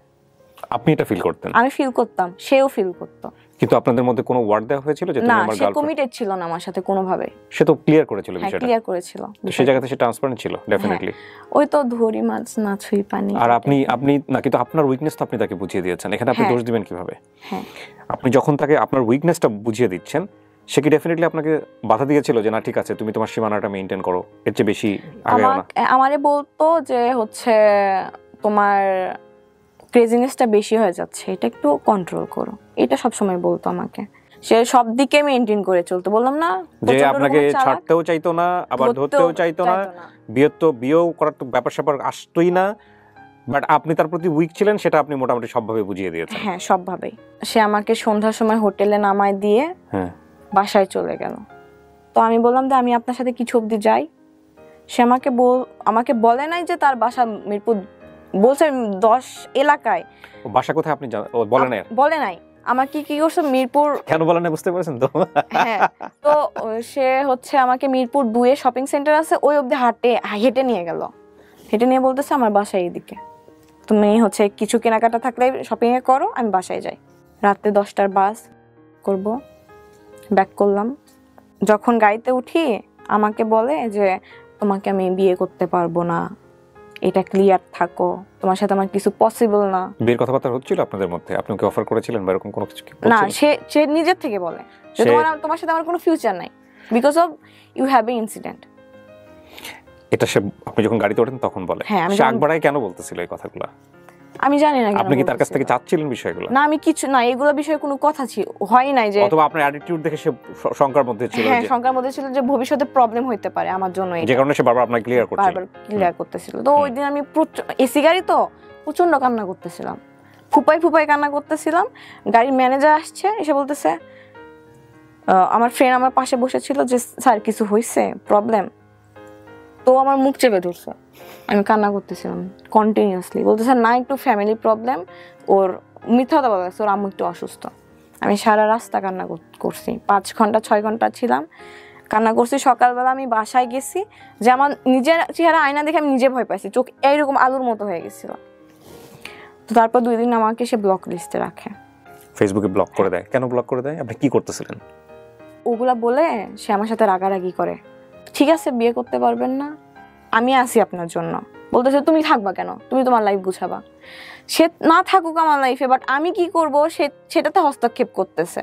তো এগুলা নিয়ে সে রেগে গেছে, রেগে যাওয়ার পরে তো আমাকে ব্লক করছে, ফোন নাম্বার ব্লক। বেসিক্যালি ছেলেটা ভয় পেয়ে গেছে। হ্যাঁ, ফোন নাম্বার, ওর ক্রেজিনেস দেখে ভয় পেয়ে গেছে। ও চলে আসতেছে ভোলাতে, আবার চলে আসতেছে ঢাকাতে, ফ্রেন্ডদের নিয়ে হোটেলে থেকে ওর সাথে মিট করতেছে। সো এক্সট্রিম ক্রেজিনেস, মানে ওর জন্য ইন্টারমিডিয়েটে পড়া, সেকেন্ড ইয়ারে পড়া একটা ছেলে। হ্যাঁ, তো তারপর সে আমাকে 2 দিন ব্লক করে, 2 দিন পর ব্লক খুলে। তখন আগস্ট 12-13 তারিখের দিকে। কত সাল? 2021। ভালোই চলতেছিল, কথাবার্তা হচ্ছিল, সুন্দর কথাবার্তা হচ্ছিল। একটা রিলেশনশিপ যেভাবে বিল্ড হয় সব ঠিক আছে। আমাদের কথাবার্তা বুঝে কেউ বুঝবে না যে আমরা ফ্রেন্ড, জাস্ট ফ্রেন্ড, এটা কেউ বুঝবে না। আমরা রিলেশনশিপের মতোই কন্টিনিউ করতেছিলাম, বাট ট্যাগটা ছিল না। তো আমার স্পষ্ট মনে আছে যে 12ই সেপ্টেম্বর আমাদের স্কুল কলেজ সব খুলে দেয় করোনার পর। সে আমাকে ওই দিন রাত 1:30টার সময় বলতেছে, তুমি কি আমার সাথে রিলেশনশিপে যাইতে চাও? তো আমি অবভিয়াসলি চাই। তো বলতো আচ্ছা, আজকে থেকে আমরা রিলেশনশিপে। ওকে, সেটা বলে? হ্যাঁ। ওকে, কেন বলে হুট করে এরকম কথা? আমি নিজেও জানি না। তার তখন যখন যেটা মনে হয় সেটাই করে। আমি তো না বলতে পারি না, আমি সায় দেই। আমি জিজ্ঞেস করি না হুট করে আপনার কেন মনে হইলো রিলেশনশিপে আসতে যাচ্ছে। হ্যাঁ, যেটা পাও ওইটা নিয়েই হ্যাপি থাকো। সেপ্টেম্বর, অক্টোবর, নভেম্বর, ডিসেম্বরে ঝগড়া হইতো ছোট ছোট বিষয় নিয়ে। আমি একদিন আম্মুর সাথে কথা বলতেছিলাম রাত 1:30টার সময়, আমি পড়তেছিলাম তখন, কারণ তার সাথে আমার তো সম্পর্ক ভালোই যাচ্ছে, সবকিছু ঠিক যাচ্ছে, আমি পড়াশোনায় ফোকাস করতেছিলাম, যেহেতু ডিসেম্বরে এক্সাম, এইচএসসি এক্সাম। তো আমি লাইট জ্বালায় পড়তেছিলাম, আম্মু আসছে যে কি করতেছি দেখতে। তো রাত 1:30টার সময় আমার কাছে একটা আননোন নাম্বার থেকে কল আসে। তো কলটা রিসিভ করি, আম্মু বলতেছে যে কল রিসিভ করিস না, এত রাতে কে কল দিছে। বাট আমার মনে হয়েছে যদি কেউ বিপদে পড়ে বা কোনো ইমার্জেন্সি হয়, তো আমি কলটা পিক করলাম। একটা মেয়ের কণ্ঠ, বলতেছে আপনি রাফিয়া না? হ্যাঁ। আপনি কল দেন কেন? আমি দেখি কলেজে থাকি, আপনি কল দেন, হচ্ছে ও কল কেটে দেয়, তারপর আপনি ওকে ডিস্টার্ব করেন, সমস্যা কি আপনার? আমি শকড। তেমন আপনি কে? রাত 1:30টার সময়? হ্যাঁ। আমি বলতেছে আপনি কে? বলতেছে ওর সাথে 3 মাস যাবত আমার রিলেশন। আমি তো যা শকড। বলতে রিলেশন মানে? ও তো আমার সাথে রিলেশনে আছে। বলতেছে হ্যাঁ আমি জানি ও তোমার সাথে রিলেশনে আছে, এটা জানি। তুমি এরপর থেকে নেক্সট টাইম থেকে তুমি ওর কল দিবা না, টেক্সট করবা না, যদি দেখি ফার্দার তোমার খবর আছে। আমি বলছি আমি 100 বার দেবো, কি করবা তুমি করো। সে কেটে দিয়েছে ওই পাশ থেকে ফোন। তারপর আমি কন্টিনিউয়াসলি তাকে কল দিয়ে যাই। মানে আপনার তখন বয়ফ্রেন্ড? হ্যাঁ। সে কলটা পিক করে না, আর মাথা ঘুরতেছে, লিটারেলি মনে হইতেছে যে দুনিয়াটা ঘুরতেছে আমার, এরকম এক্সপেক্ট করি নাই কখনো। তো ফোন ধরার পর আমি বললাম যে এইরকম একটা এই নাম্বার থেকে কল দিছিল লাস্টে, এত আপনি কি চিনেন? বলতেছে হ্যাঁ চিনে। আমি বলতেছি কে হয় আপনার? বলতেছে আমি তোমাকে বলি নাই, ওর সাথে আমার লাস্ট 3 মাস যাবত সম্পর্ক, আমি তোমাকে বলি নাই, আজকে মনে হয় ও বুঝতে পারছি, এই জন্য তোমাকে কল করছে। তো আমি তোমার সাথে সম্পর্ক কন্টিনিউ করতে পারবো না, ইভেন তোমার সাথে কন্টাক্ট কন্টিনিউ করতে পারবো না। হুট করেই সব কিছুই ঠিক যাচ্ছে। তো আমি রাত 3টার সময় আমার বেস্ট ফ্রেন্ডকে কল দিই, আমি কালকে ঢাকা যাব। তো বলে কেন, কি হয়েছে, সব খুলে বললাম। ওরা কখনো বোঝায় না আপনাকে যে থাম একটু রাখ, এটা কন্ট্রোল কর? বুঝায়, কিন্তু ওরা বুঝে যে আপনাকে বলে লাভ নাই এসব। না বলে লাভ নাই, আমি যেটা বলবো সেটাই। আমরা জ্যামে আটকায় গেছিলাম, তো রাত 12টার সময় আমরা ঢাকাতে পৌঁছাই। তো আমি একটা আপুর বাসায় ছিলাম। দেন সকালবেলা 10টার সময় আমরা বের হয়েছি, আমি কল দিছি যে আমি ঢাকায় আছি, আপনি কোথায় আছেন হচ্ছে বলেন, আমি আপনার সাথে দেখা করবো। তো বলছে তুমি ঢাকায় কেন? আমি বলতেছি আমার কাজ আছে আপনার সাথে, এই জন্য আমি ঢাকায় আসছি। তো বলতেছে যে আমি দেখা করতে পারবো না, আমি খালামণির বাসায়। মিথ্যা কথা বলতেছে। সে বললো যে তুমি এই রেস্টুরেন্টে আসো, আমি আসতেছি। তো তারপর যে শুনে এটা আমার সাথে প্র্যাঙ্ক করা হয়েছে। প্র্যাঙ্ক করছে? হ্যাঁ, যে আমাকে বোঝার জন্য যে আমি কি রিয়াকশন দেই। তারপর মেয়েটাকে নিয়ে আসো? মেয়েটাকে সাথে আমার কথা হয়েছে। কিন্তু বলেন যে আপনি মেয়েটাকে নিয়ে আসো এখানে, আমি প্র্যাঙ্ক করছে কিনা আনছে? হ্যাঁ, কথা হইছে, প্র্যাঙ্ক ছিল, তারা প্ল্যান করে করছে এটা। আসলে প্র্যাঙ্ক ছিল? হ্যাঁ, আসলেই ছিল। ওকে। আমার তখন প্রচন্ড রাগ উঠছে। ওঠার পরে বলতেছে, শান্ত করলো, অনেক কিছু বুঝাই। তো ঠিক আছে, আসছি যখন, থাকি 2-1 দিন, আপনার সাথে ঘুরি। তো তারপরে আমি হচ্ছে ব্যাক করি পরের দিন। তো আমার এটা প্ল্যান ছিল যে আমি ঢাকায় শিফট হব। ঢাকায় শিফট হওয়ার একটাই রিজন যে আমি তার কাছাকাছি থাকবো। হ্যাঁ, ঝগড়া হলে ব্লক দিয়ে দেয়, শেষ, আর কোনো যোগাযোগের কোনো ওয়ে নাই। তো তার বার্থডে ছিল, এটা কাহিনী, আমি গেছি ঢাকায় আপনার 5ই অক্টোবর থেকে 9 অক্টোবর অবধি ছিলাম। তার বার্থডে ছিল 16 অক্টোবর। ওকে। আমি খুব অসুস্থ হয়ে পড়ি 12 অক্টোবর। আমাকে স্যালাইন পুশ করা হয়। আমার প্ল্যান ছিল আমি 16 অক্টোবর তাকে সারপ্রাইজ দেবো ঢাকায়, কিন্তু সামহাও আমি একটু সুস্থ হই। সুস্থ হওয়ার পর আমি আমার ওই ফ্রেন্ডকে নিয়ে আবার ঢাকায় যাই 15 তারিখে রাতের বেলা। ওকে। তো তাকে সারপ্রাইজ দেই, সে খুশি হয়েছে। ওই রাতে আবার আমরা ব্যাক করি। তারপর সে আমার কথা শোনাইতেছে যে আমি যদি আমার একটা ছেলে ফ্রেন্ডকে নিয়ে, মেয়ে ফ্রেন্ডকে নিয়ে যাই তোমার সাথে দেখা করতে, সারা রাত ছিলাম সেই মেয়ের সাথে গাড়ির মধ্যে, তোমার কেমন ফিল হবে? তো আমি আমার ভুলটা বুঝতে পারছি যে যেটা কন্টিনিউ হইতেছে এটা ঠিক হইতেছে না, বা আমি বেশি পাগলামো করতেছি। তার মানে আপনি যদি একটা মানুষকে 20 কেজি ভালোবাসেন, সে মানুষ কিন্তু আপনাকে 2 কেজি ভালোবাসবে, এটা নিয়ম। তো আমি বললাম যে আচ্ছা সরি, আর এটা নেক্সট টাইম রিপিট হবে না। সে এটা নিয়ে আমার অনেক কথা শোনাইছে, আমি বারবার সরি বলছি। যত সরি বলি সে আরো তত কথা শোনায়। তো আমি এক পর্যায়ে চুপ হয়ে গেছি, সরি বলা বন্ধ করে দিছি। 15 দিন কন্টিনিউয়াসলি সে আমার সাথে রুড বিহেভ করে গেছে। এই বিষয়টা নিয়ে সে আমার সাথে ব্রেকআপ করে। এটা আপনার অক্টোবরের 25 তারিখে, না 26 তারিখে। আমি 27 তারিখে আবার ঢাকায় আসি। তার বাসা তখন আমি চিনি। তো বাসা নিচে যে আমি কল দিই যে আমি আপনার বাসার নিচে, আপনি একটু নামেন। তো নামছে, আমার সাথে আমার আপু ছিল, একটা আপু। তো তাকে বুঝাই যে আপনি সিলি রিজনের জন্য আপনি আমার সাথে ব্রেকআপ করলেন কেন। তো তাকে বুঝাই, অনেকক্ষণ যাবত বুঝানোর পরে ঠিক আছে করার পর তখন আপনার ইন্টারভিউ পড়েন? হ্যাঁ, বললাম তখন হচ্ছে অক্টোবর মাস, নভেম্বর ডিসেম্বরে এক্সাম। তো বুঝানোর পরে আমি হচ্ছে আরেকদিন স্টে করি, তারপরের দিন এক্সাম ছিল। তো আমি আরেকদিন স্টে করি, এক্সাম শেষ করে তার সাথে আমি একটু টাইম স্পেন্ড করে আমি বাসায় ব্যাক করব। এটা আমি কোনোভাবে আর আব্বুর কান থেকে ইয়ে করতে পারি নাই। আব্বু কান অব্দি চলে গেছে, আম্মু তো এতদিন জানতোই, এখন আব্বু কান অব্দি গেছে। তো আমি বাসায় ফেরার পরে এত মারে নাই আমাকে, মারা ছাড়া যা করা লাগছে করছে, রুমের মধ্যে আটকায় রাখছে। হ্যাঁ, এটা আমি তার কান অব্দি পৌঁছাই নাই, স্টিল নাও জানে না। এই রেকর্ডিং যদি তার কান অব্দি যায় তাহলে সে জানবে।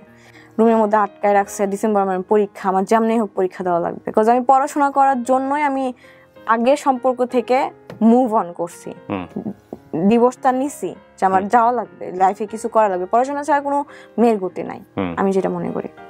তো আমি আব্বুকে বুঝাই যে ভুল হয়েছে, আমি আর কোথাও যাব না, আমি ওর ছেলের সাথেও কথা বলবো না। আমার কাছ থেকে ফোন 2 দিনের জন্য নিয়ে নিছিল, আমি আম্মুর ফোন দিয়ে তার সাথে কথা বলি। তারপর ডিসেম্বরে এক্সাম, আমি আব্বুকে বলছি, আম্মুকে অনেকদিন যাবত বলতেছি যে আমি কোচিং করার জন্য ঢাকায় যাব। ফার্মগেটতে কোচিং করবো, ফার্মগেট শাখায়। তো আম্মু রাজি ছিল, আব্বু কোনোভাবে আমাকে পাঠাবে না, আমি কখনোই বাইরে থাকি না, বাইরে থাকি নাই। আর আব্বু মনে করতো যে আমি বাইরে থাকলে দুষ্টামি করবো, এই জন্য রাজি হচ্ছিল না। তো আমার 5 তারিখে এক্সাম ছিল, 7 তারিখে এক্সাম ছিল। এক্সাম দেওয়ার পর আমি বাসায় বলি আমি কিন্তু যাবোই ঢাকায়, তো আব্বু কোনোভাবে পাঠাবে না। তো আমি বললাম তাহলে আমি এক্সাম দিব না। তো আব্বু বলছে দিস না, সেটা তোর। বাবা তো তখন জানে আপনার ঢাকায় আসা মানে কি? হ্যাঁ, আব্বু জানতো। তো দিস না বলতেছে এক্সাম দিবি না, দিস না, সেটা তোর সমস্যা। তো আম্মা আমাকে অনেক বুঝাইলো যে আচ্ছা আমি ম্যানেজ করবো, আমি তোমার আব্বুকে বুঝাবো, তুমি এক্সামটা দাও। এর মধ্যে ভাইয়া ইনভলভ হয়ে গেল। আব্বু ভাইকে ফোন করে বলছে, আব্বু ভাইয়া তখন ঢাকাতে? ভাইয়া ঢাকাতে। ভাইয়াকে বলছে 9টার সময়। আপনি যে ঢাকায় আসতেন আপনার ভাইয়া জানতো না? না, ভাইয়াকে বলছে রাত 9টার সময়, ভাই 10টার বাসে চলে আসছে। ওই তখনই আমি ভাবছি এবার আমার শেষ, আমার এক্সাম শেষ, আমার লাইফ শেষ। ভাইয়াকে প্রচন্ড পরিমাণ ভয় পাই, প্রচন্ড গম্ভীর টাইপের, বাট একবার আগ হইলে শেষ। সকাল সারা রাত আমি ঘুমাই নাই, তাকে টেক্সট করতেছি যে আমার ভাই আসতেছে, শেষ, আমার ঢাকা যাওয়া শেষ, আমার এক্সাম দেওয়া শেষ, আমার সব শেষ। আয়সা আমাকে রুমের মধ্যে বন্দি করে রাখবে। তো বলতেছে যে তুমি তোমার সাথে আমার যা ছবি ছিল, স্মৃতি ছিল, সব ডিলিট করে দাও। তো আমি জাস্ট এটা মনে করতেছিলাম যে এরকম একটা কিছু আসবে, তো ডিলিট করে দাও। তো আমি তার কথার প্যাচে পইরা সব ফোন থেকে ডিলিট করে দিছি, যে ভাইয়া দেখলে প্রবলেম হবে। না সে কি বোঝাচ্ছিল আপনাকে? ভাইয়া দেখলে প্রবলেম হবে, সেজন্য ডিলিট করো? হ্যাঁ। তো আমি ডিলিট করছি। ভাইয়া এসে আমার ফোন চেক করে নাই, ভাইয়া এসে জাস্ট আমার রুমের দরজাটা লাগাই দিছে। আম্মু ধাক্কাইতেছে, একটা লাঠি নিছে, মোটা লাঠি, এত বড়। তো বলতেছে কি হয়েছে বল। আমার অফিস আছে, আমি সবকিছু ছাইরা আসলাম, তো সমস্যা কি? একবার লাইফে এত কিছু ফেস করে আসছোস, তারপরে তো শিক্ষা হয় নাই। তো আমি জাস্ট চুপ, আমি কোনো কথা বলতে, আমার হাত পা কাঁপতেছে লিটারালি।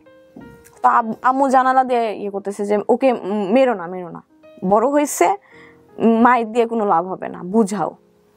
তো ভাইয়া বুঝাইলো, আমাকে মারে নাই। বলতেছে ভাইয়ার কথা হইতেছে যে তুমি ঢাকায় গেলে তোমার সাথে আমার সম্পর্ক থাকবে না। হ্যাঁ, আর তুমি যদি পরীক্ষা না দাও, আমি বলছি যে আমি এইচএসসি পরীক্ষা দিব না, অ্যাটেন্ড করবো না, 2টা পরীক্ষা অলরেডি হয়ে গেছে, তাহলে তো ভুলেই যাবা তোমার ভাই না, ভাই বলতে কেউ ছিল। ঢাকায় আপনি যাওয়ার জন্য এত ক্রেজি কেন? তার জন্য জাস্ট মিট করবেন না? তার আশেপাশে থাকবো আমি, ঢাকায় সেটেল হওয়ার প্ল্যান। বাট পরীক্ষা তো আপনি দিচ্ছেন তখন কলেজে। হ্যাঁ, তো পরীক্ষাটা দিয়ে আপনি ঢাকায় আসবেন? হ্যাঁ। তো তার আগে আপনি ঢাকায় আসবেন? তার আগে বলে দিছে যে আমার ঢাকা পাঠাবে না। ও তার আগে বলে দিছে ঢাকা পাঠাবে না? হ্যাঁ, এই জন্য আমার এত ক্রেজিনেস। ওকে। তো ভাইয়া অনেকক্ষণ যাবত বলতেছে তোর ছোট থেকে বেসিক জিনিসটা নাই, তোর পড়াশোনা হবে না, তুই একটা কাজ কর। ভাইয়া আবার সিএসসি সাবজেক্টে পড়তো। ভাইয়া অনেক ভালো প্রোগ্রামার, আমি তোকে একটা ল্যাপটপ কিনে দিচ্ছি, তুই এই লাইনে চলে আয়, আমি তোকে কাজ দিব, তুই মান্থলি 30 থেকে 35 হাজার টাকা ইনকাম করতে পারবি ঘরে বসে। হ্যাঁ। তো আমি বললাম এটা কোনো কথা, আমি পড়াশোনা করব না। বলতেছে এই পরীক্ষা দে, পরীক্ষা দেওয়ার পর আর কোনো কাজ নাই। তো এটা একটা অপশন। আর একটা অপশন হচ্ছে তুই বাসা থেকে পাবলিকের জন্য প্রিপারেশন নে, তুই যে কোনো একটা ভার্সিটিতে যদি ওয়েটিং লিস্টেও থাকিস, আমি তোকে কথা দিচ্ছি আমি পরের বছর তোকে ঢাকায় নিয়ে কোচিং করাবো। তো অলরেডি আমার 1 বছর কিন্তু গেছে এইদিকে, আমি আর চাচ্ছি না আমার 1 বছর গ্যাপ যাক। তো আমি বলতেছি যে ভাইয়া এটা আমার পক্ষে পসিবল না। আমি ভাইয়ার পা ধরে কান্না করছি। ভাই বলতেছে আমি তোমাকে ঢাকায় নিব না। মানে পা ধরে কান্না করছেন যে ছেলেটার কাছাকাছি থাকবে না? হ্যাঁ, আমি ঢাকায় যাব। কি বলতেছিলেন ভাইয়া যে আমি ওকে অনেক পছন্দ করি? না ভাই, ওই কথা জানে না ভাইয়া, তখনও জানে না ভাইয়া, এখনো জানে না, স্টিল নাও জানে না। কি বলেন? তো না জানলে ভাইয়া কেন আপনাকে? মনে করতেছে যে আমি ঢাকায় গেলে বেয়াদব হয়ে যাব, দুষ্টামি করব, এগুলোর জন্য ভয় পাইতো ফ্যামিলি থেকে আমাকে নিয়ে। এই জন্য ঢাকায় আসলে হয় না যে অনেক ছেলেরা ড্রাগ অ্যাডিক্টেড হয়ে যায়, ওকে, এগুলা নিয়ে ভয় পাইতো। আপনি কখনো ট্রাই করেছেন? কখনো না। তো এত ভয় কেন পাবে যেখানে ভাই ঢাকাতে আছে? আপনাকে ইনসিডেন্ট হয়ে গেছে আমার লাইফে। আপনার ভাই ম্যারিড ছিল ওই সময়টা? না, ভাইয়ের সঙ্গে আপনি থাকতে পারতেন। ভাইয়া তো উত্তরাতে থাকতো, উত্তরা থেকে ফার্মগেট তো অনেক দূর হইতো। বাট আপনি ফার্মগেটেই থাকতে চাচ্ছেন এরকম কথা বলেছেন? হ্যাঁ, কারণ ফার্মগেট আমার কোচিং, এটা তো ম্যানেজ করা যেত সামহাউ। জানি না আমি এত কেন ক্রেজি হলো বিষয়টা নিয়ে, যেহেতু জানে না সে ছেলেটা সম্পর্কে। তারপর ভাইয়া জাস্ট বললো যে আমি তোমাকে ঢাকায় নিব না। আসার সময় বললো আমার একটা বিড়াল ছিল, আমি অনেক শখ করে কিনছিলাম। আমি টাকা জমাই 25,000 টাকা দিয়ে বিড়ালটা কিনছিলাম। ভাইয়া বলে যে 25,000 টাকা দিয়ে আপনি একটা বিড়াল কিনছেন? হ্যাঁ। কত ঘুরে বেড়ায় আশেপাশে? পার্সিয়ান ক্যাট ছিল। ওকে। তো বলতেছে এই বিড়ালটা তুমি সেল দিবা। আমি ওকে 6 মাস নিজের কোলের মধ্যে নিয়ে ঘুমাইছি। তো না হইলে হচ্ছে তোমার ঢাকা যাওয়ার সম্ভাবনা নাই। তো কারণ ছিল, রিজন ছিল, বিহাইন্ড দ্য রিজন হইতেছে যে আমি ঢাকায় যাওয়া আসি করছি, এগুলোর জন্য আমার হিউজ পরিমাণ টাকা ধার হয়ে গেছিল। হিউজ অ্যামাউন্টটা বলতেছে না। তো এটার জন্য ভাই রেগে গেছে, এটার জন্যই মূলত রেগে গেছে। ধার করতেন কার কাছ থেকে? আমার ফ্রেন্ড হচ্ছে যে আমার সাথে আসতো, ও দিত। তো ওর কোনো গার্লফ্রেন্ড ছিল না? ও আপনাকে পছন্দ করতো? না না না না, এই টাইপের কিছু না। আমাদের মধ্যে অনেক ভালো ফ্রেন্ডশিপ। প্রচন্ড কষ্ট, 6 মাস একটা প্রাণীকে কোলের মধ্যে নিয়ে। তো 1 তারিখে আমার বার্থডে ছিল। তো আমি রাত 12টার সময় ফোন নিয়ে বসেছিলাম যে আমার বয়ফ্রেন্ড আমাকে উইশ করবে। তো 12টা বাজছে জাস্ট, তখনই একটা আননোন নাম্বার থেকে কল আসছে। আমি ভাবছি সে অন্য নাম্বার থেকে কল দিছে। কল পিক করে আমি দেখি যে অন্য একটা ছেলের কণ্ঠ। 10 সেকেন্ড কথা বলছি আমি বলতেছি তুই রাখ, আমার একটা ফ্রেন্ড, তুই রাখ, আমি তোরে পরে কল দিচ্ছি। এই 10 সেকেন্ডের মধ্যে আমার ফোন ওয়েটিংয়ে পাইছে। ও হ্যাঁ, আমার বয়ফ্রেন্ড। তো ওর কথা হচ্ছে, ওর প্ল্যান ছিল যে ও 1 তারিখে যাবে আমার সারপ্রাইজ দেওয়ার জন্য। তো সে আমাকে ফোন দিয়ে র্যান্ডমলি শুভ জন্মদিন, হচ্ছে দিন ভালো কাটাও, এরকম টাইপের উইশ করে রেখে দিল। আমি বুঝলাম না কেন এটা হলো, আমি তো জানিও না ওয়েটিংয়ে পাওয়ার পর এরকম সিচুয়েশন হয়েছে। তো দেখি আমার সবখান থেকে ব্লক করলো। 10 সেকেন্ড কেন ওয়েটিংয়ে পাইছে? আমি আমার গার্লফ্রেন্ডকে আমি ফার্স্টে উইশ করব, অন্য আমি ওয়েটিংয়ে পাবো কেন? এইটা তার কনসেপ্টটা ছিল এরকম। আমি তো ওই দিন বের হবই না, সে আমাকে ব্লক করছে। ড্রেসটা তার গিফট করা, আমি ইচ্ছা করে পরে আসছি। ও তো ঢাকায় যাওয়ার পর হচ্ছে তার সাথে যোগাযোগ করি ফ্রেন্ডের মাধ্যমে। সংসদ ভবন হয় হচ্ছে আপনার ফার্ম গেটের এলাকায়। তো আমি বলি ওখানে দেখা করেন। সে আমার ওখানে আসলো। আসার পরে বলে যে আমি তোমার সাথে কন্ট্যাক্ট কন্টিনিউ রাখতে পারবো না। সে স্কোপ পাইলে আমার সাথে কন্ট্যাক্ট অফ করার ট্রাই করতো। তো ওখানে আমি কান্না করে দিছি, মারাত্মক লেভেলের কান্না। তো আমার কান্না দেখে তার একটু খারাপ লাগছে, বুঝাইলো ঠিক আছে কন্ট্যাক্ট অফ করা লাগবে না, যেমন আছে অমন থাকি। আচ্ছা ঠিক আছে। আমি জানুয়ারি মাস ফেব্রুয়ারি মাস পুরোটা ঠিক ছিল। আমি ধুমসে পড়ছি জানুয়ারি ফেব্রুয়ারিতে, 3টা 4টা অব্দি পড়তাম ভোর, যে আমার চান্স পাওয়া লাগবে ইউনিভার্সিটিতে। হ্যাঁ, কারণ আম্মুকে আমি এটা কথা দিয়ে আসছি, আম্মুকে সারা জীবন অনেক পেইন দিছি। তো আমি হুট করে অসুস্থ হয়ে যাই মার্চে। আবার আমার ওই প্রবলেমটা দেখা দেয়, আমি আবার হ্যাঁ সেন্সলেস হয় ওটা। তো এটার প্রেশারটা যাইতেছিল একটু তার উপর, যে আমি একটুতে রেগে যে তার উপর হচ্ছে একটু চিল্লাইতাম যে এখনই দেখা করেন। তারও কিন্তু অ্যাডমিশন। সে বলতো আমি তোমার সাথে দেখা করতে পারবো। তখন তো আপনি ঢাকাতেই? হ্যাঁ, তাও বলতো আমি দেখা করতে পারবো না। কোথায় থাকেন আপনি তখন? আমি ফার্ম গেট থাকি। ফার্ম গেট থাকেন কোথায়? কারো বাসায়? না, হোস্টেলে। হোস্টেলে থাকেন। সপ্তাহে 3 দিন কোচিং থাকতো, 3 দিন দেখা করতো। এমনিতেই আলাদাভাবে দেখা করতো না। আমিও বুঝতাম তার পড়াশোনা আছে। তো আমি এরকম অসুস্থ হয়ে যাওয়ার পর আমি আর পড়াশোনাটা কন্টিনিউ করতে পারি না। তো আমার এগুলো পাগলামো দেখে আমি সেন্সলেস হয়ে যাই। তো আমাকে বাসায় পাঠাই দিল যে তুমি বাসায় যাও, কয়েকদিন থেকে আসো, ভাল লাগবে। তো গেলাম বাসায়, থাকলাম, আমাদের ঝগড়া হইতো। সে স্কোপ পাইলে আমার সাথে কন্ট্যাক্ট অফ করার কথা বলতো, আর আমি পাগল হয়ে যাইতাম। হাজব্যান্ডের সাথে যখন আমি ছিলাম, বিয়ের পরে যে সম্পর্কটা হয় একজন হাজব্যান্ড ওয়াইফের মধ্যে, সেটা আমি তার কাছ থেকে হাইড করছিলাম। আচ্ছা, এবং সে সেটা বিশ্বাস করেছিল? হ্যাঁ। তো সিচুয়েশনালি তাকে জানানোর প্রয়োজন হলো কেন? সে আমি জানাইছি ইচ্ছা করে যে কতদিন আর হাইট রাখবো। ওকে। তো হচ্ছে সে কান্না করতেছিল, এটা নিতে পারে নাই।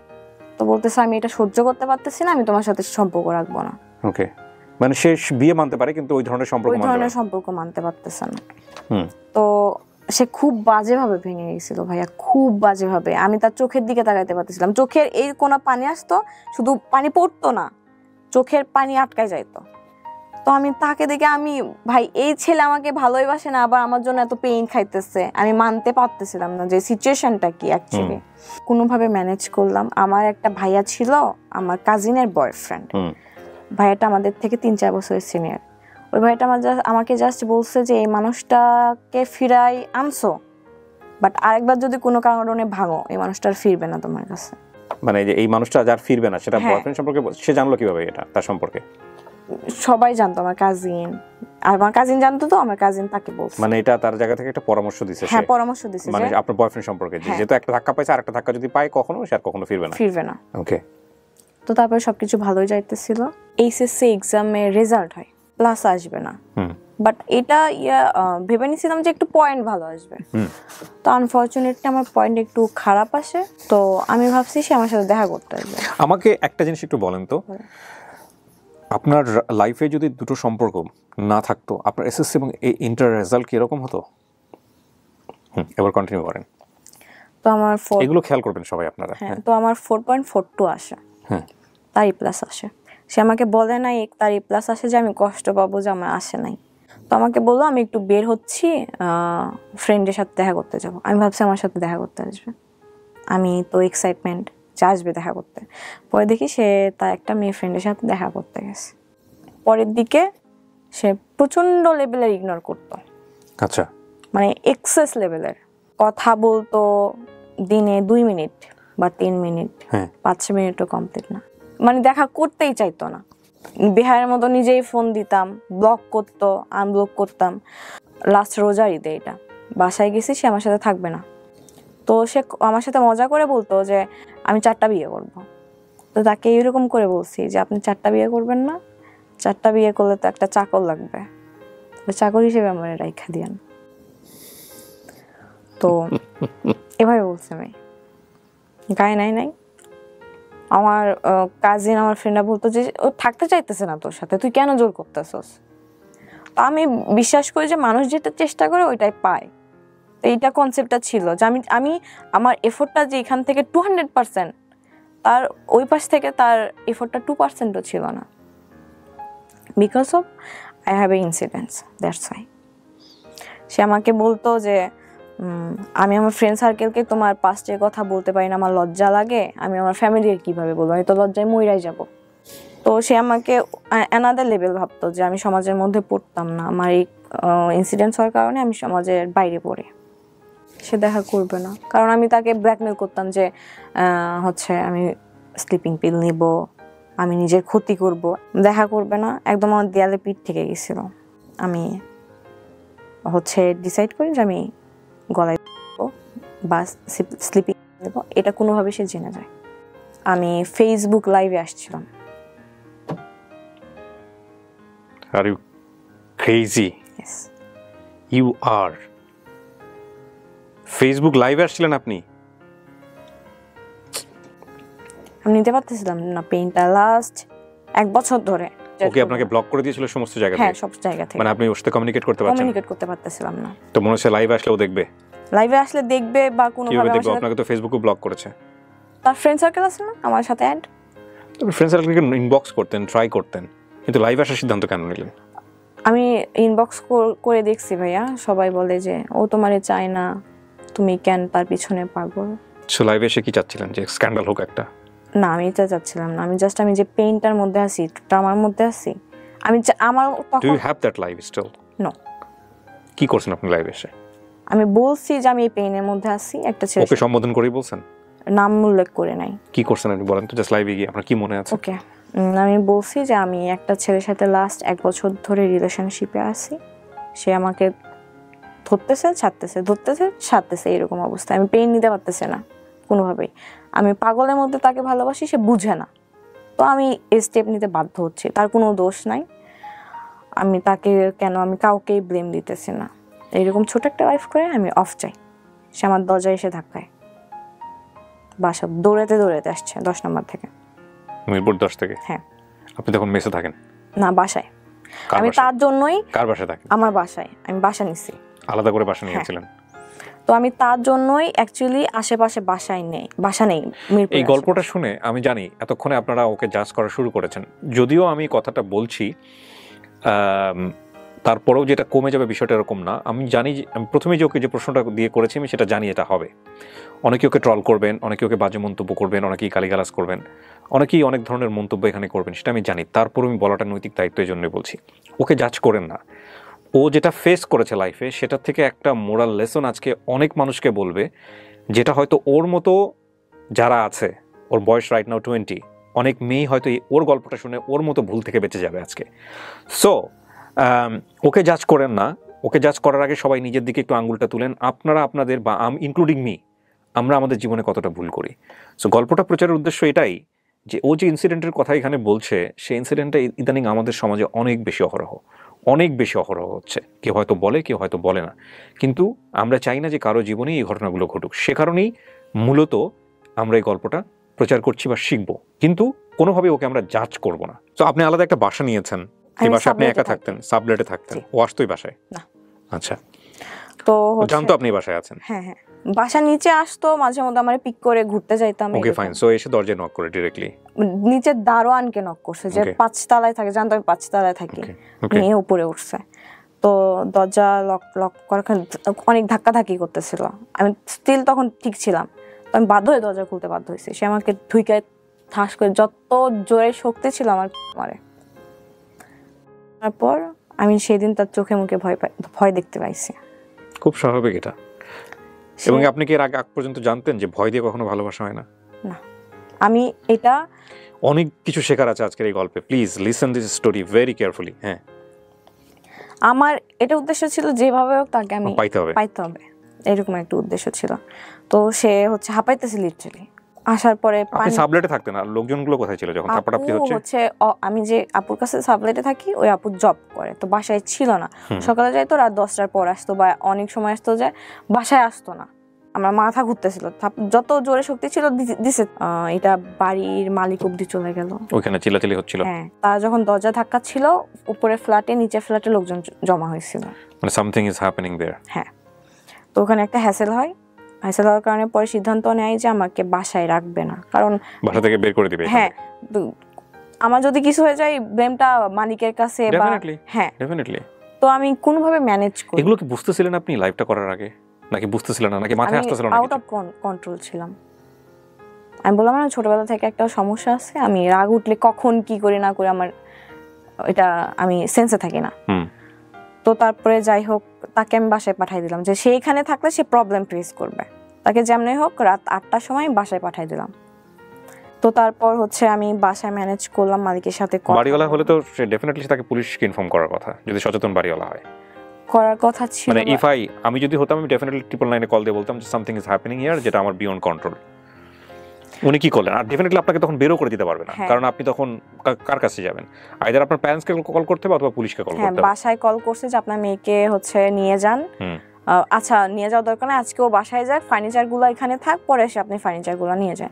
আমি বাড়িওয়ালার আন্টি ছিল, অনেক ভালো ছিল, লিটারালি আমাকে দেখে কান্না করে দিচ্ছে যে তুমি তো আমার মেয়ের বয়সে, তুমি এত বড় ভুল কেন করবা, স্টেপ কেন নেবা? তো আন্টিকে আমি বুঝাইলাম, সরি বললাম, ওইদিকে ম্যানেজ হয়ে গেল। তো আমি আমার যে সাবলেটে থাকে ওই আপু, তখন লাইভটা কি অবস্থা চলতেছে? না, ওটা সাথে সাথে সে এসে আমার ফোন নিয়ে ডিলিট করে দিছে। তার মাথায় এটা ছিল লাইভটা থাকা যাবে না ফোনে। তো ডিলিট করার পর ওটা ছিল না, 20 জন কি 25 জনের মতো দেখছে, বেশি দেখে নাই।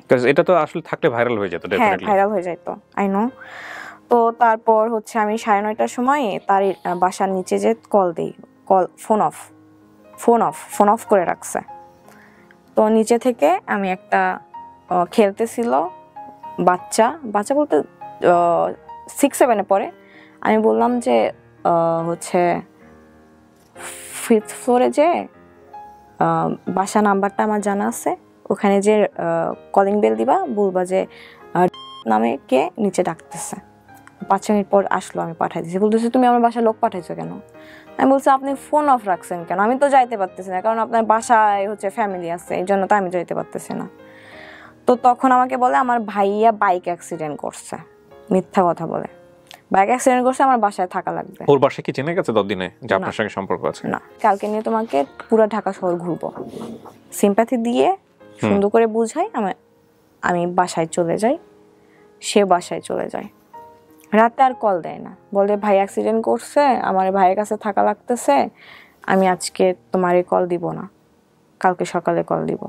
আমি আর বুঝতেছি না সেই রাতে সে তার গ্রামের বাড়িতে চলে যাইতেছে, আমি এটা জানি না।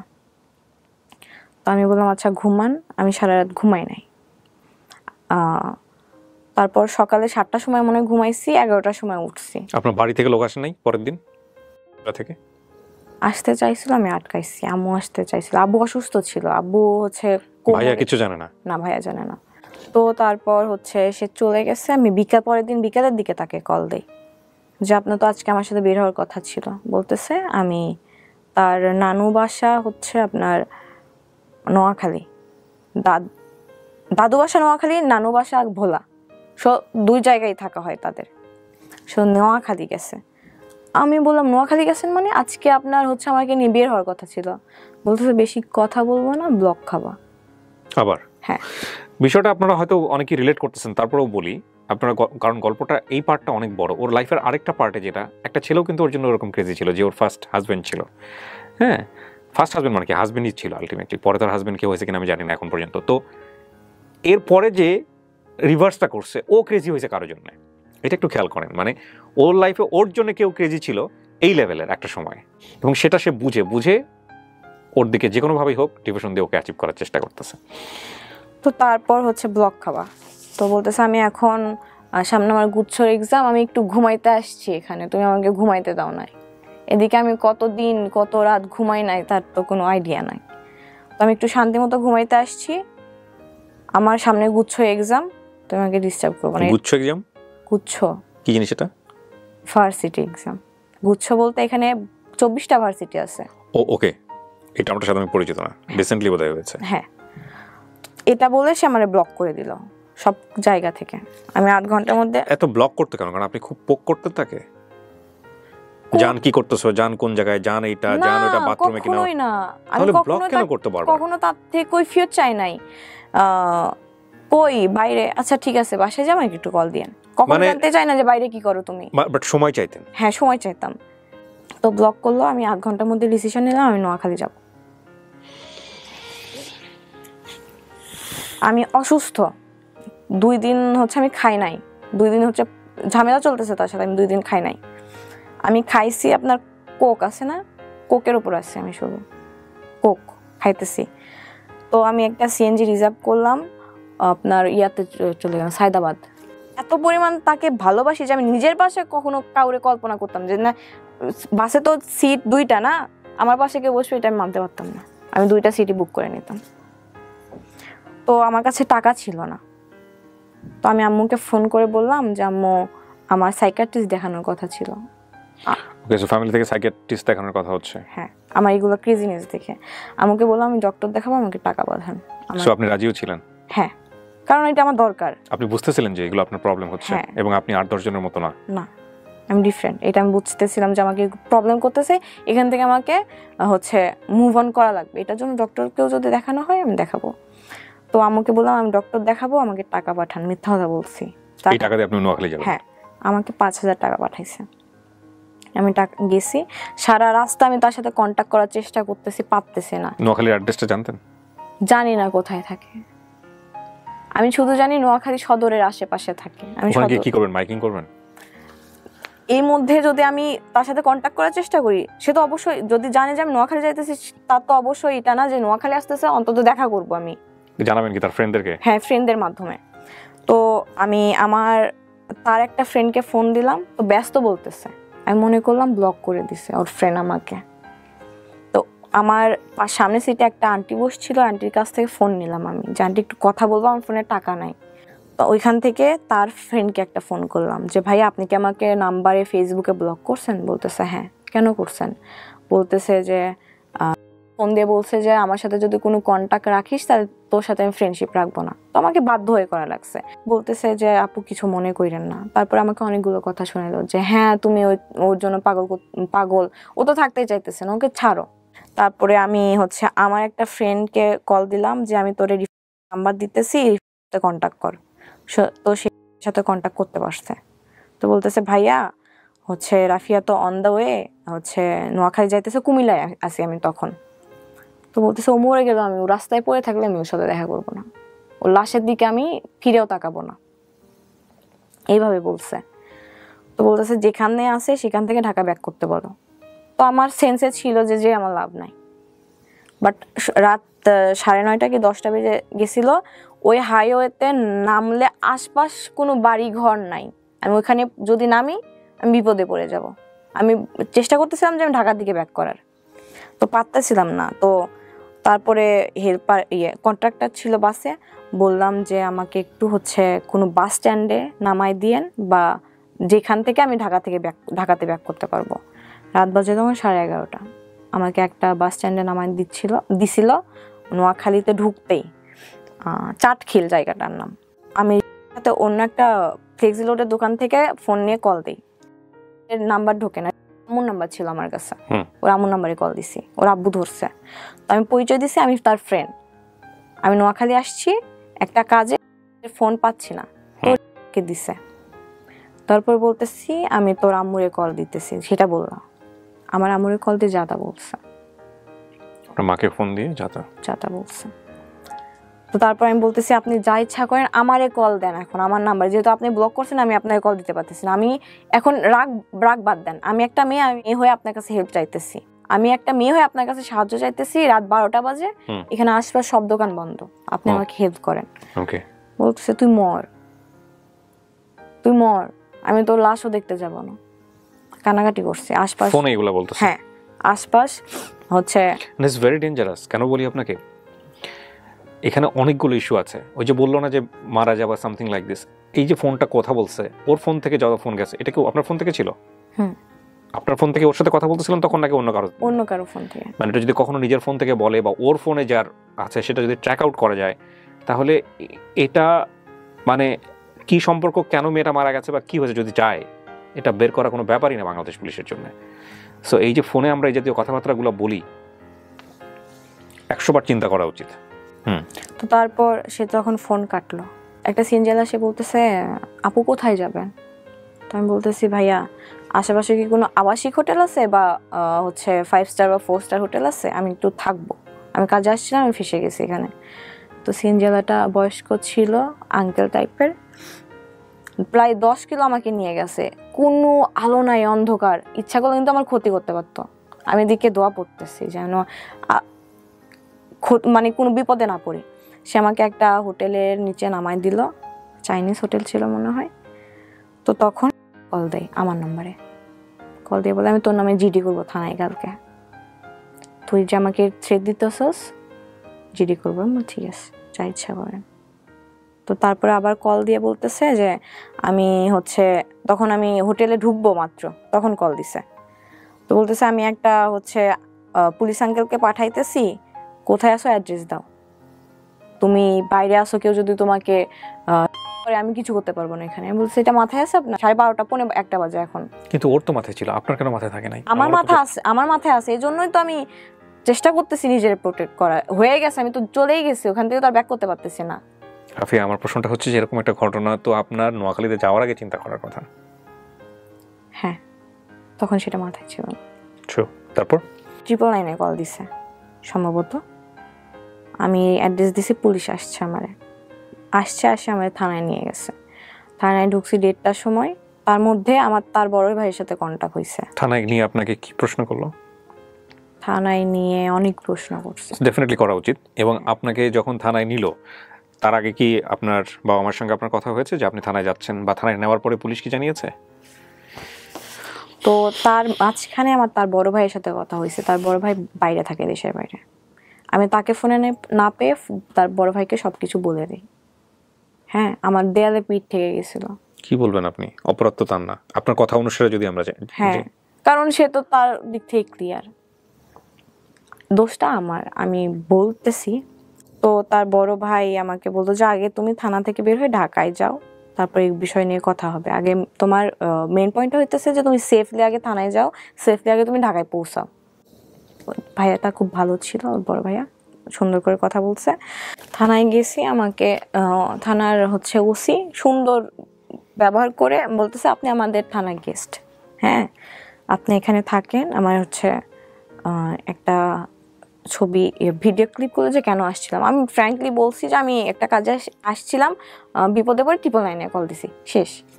তো তারপর আমাকে একটা ঘরের মধ্যে আটকায় রাখা হলো, এমনভাবে আমাকে ওইখানকার মহিলা পুলিশরা ট্রিট করলো যে আমি একটা কেসের আসামি। আমি ওই দিন ভাইয়া বিশ্বাস করে আমি দুনিয়া চিনছি। ওই 18 ঘন্টা আমি থানায় ছিলাম, আমি দুনিয়া চিনছি, সে আমায় চিনাই দিছে। আমি যে থানায় ছিলাম একটাবার কল দেয় নাই আমারে যে তুমি কি সিচুয়েশনে আসো। আমাকে লিটারালি ফোর্স করা হইতেছে যে ওই ছেলের নামে মামলা করো, ফ্যামিলির নামে জিডি করো।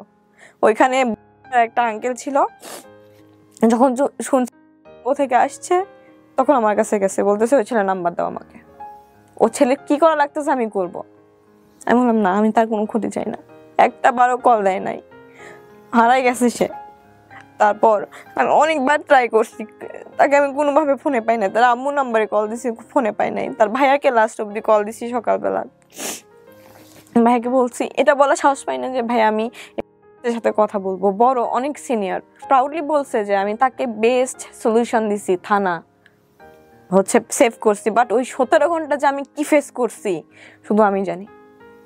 আমাকে কয়েদের খাবার দেওয়া হয়েছে যেগুলো থানার জেলে বসে খায়, আমি আমি ছুঁয়ে দেখি নাই। আমার 14 গোষ্ঠী এগেও কখনো থানা ফেস করে নাই। ওখানে লিটারালি আমার উপর ফোর্স করা হয়েছে যে জিডি করেন, জিডি করেন, জিডি করেন। আপনার হচ্ছে আমি হাত ধুবো, আমাকে হচ্ছে কলা কলা দিছে, কেক দিছে। তো কলাটা পচা টাইপের ছিল, আমি খাইছি, তারপরে জীবনে খাই নাই। আমি কখনো নিজে হাতে ভাত খাই না, বাসায় গেলে আম্মু খাওয়াই দেয়।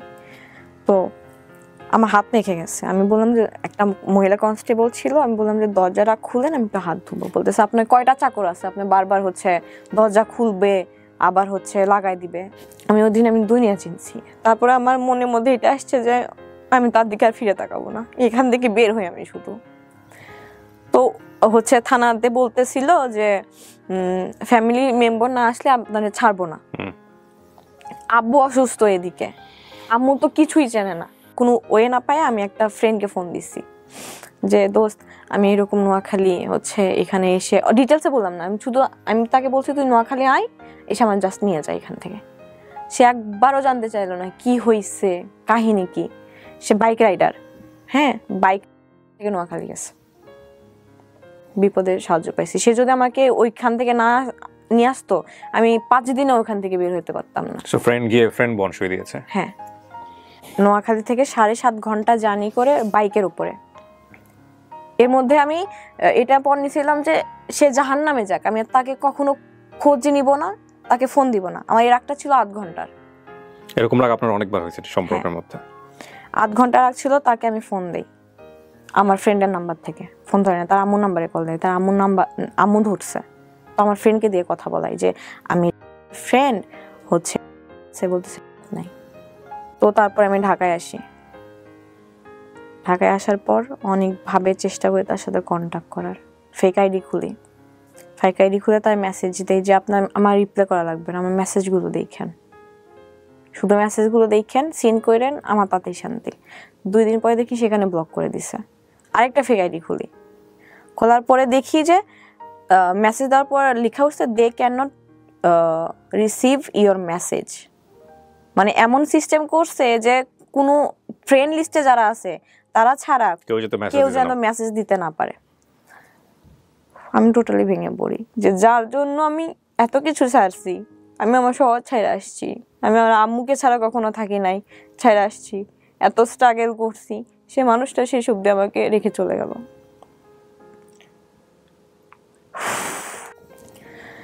ফ্রেন্ডদের নাম্বার থেকে ট্রাই করি, আমার যে রুমমেট এখন তার ফোন থেকে ফোন করি। বেশ কয়েকদিন আগে আমার কণ্ঠ পেয়ে ফোনটা কেটে দেয়। সে কোনোভাবে আমার সাথে ইনভলভ হইতে চায় না, চলে গেছে। সেই সুযোগটা খুঁজতেছিল অনেকদিন যাবত। পুলিশ কেসের পরে কি আর যোগাযোগ হয়েছে? না। থানার পরে আর যোগাযোগ হয় নাই? থানার ঘটনাটা কবে? থানার ঘটনাটা 30 জুন। 30 জুন। আজকে আমার যে রেকর্ডিং টাইম সেটা হচ্ছে 21 জুলাই, 20 দিন 21 দিন আগের ঘটনা। তারপর আমি বাজেভাবে ভেঙে, পুলিশ স্টাফ আছে না, সাইকিয়াট্রিস্ট বাংলাদেশে বড়, ওনার কাছে আমি দেখাই।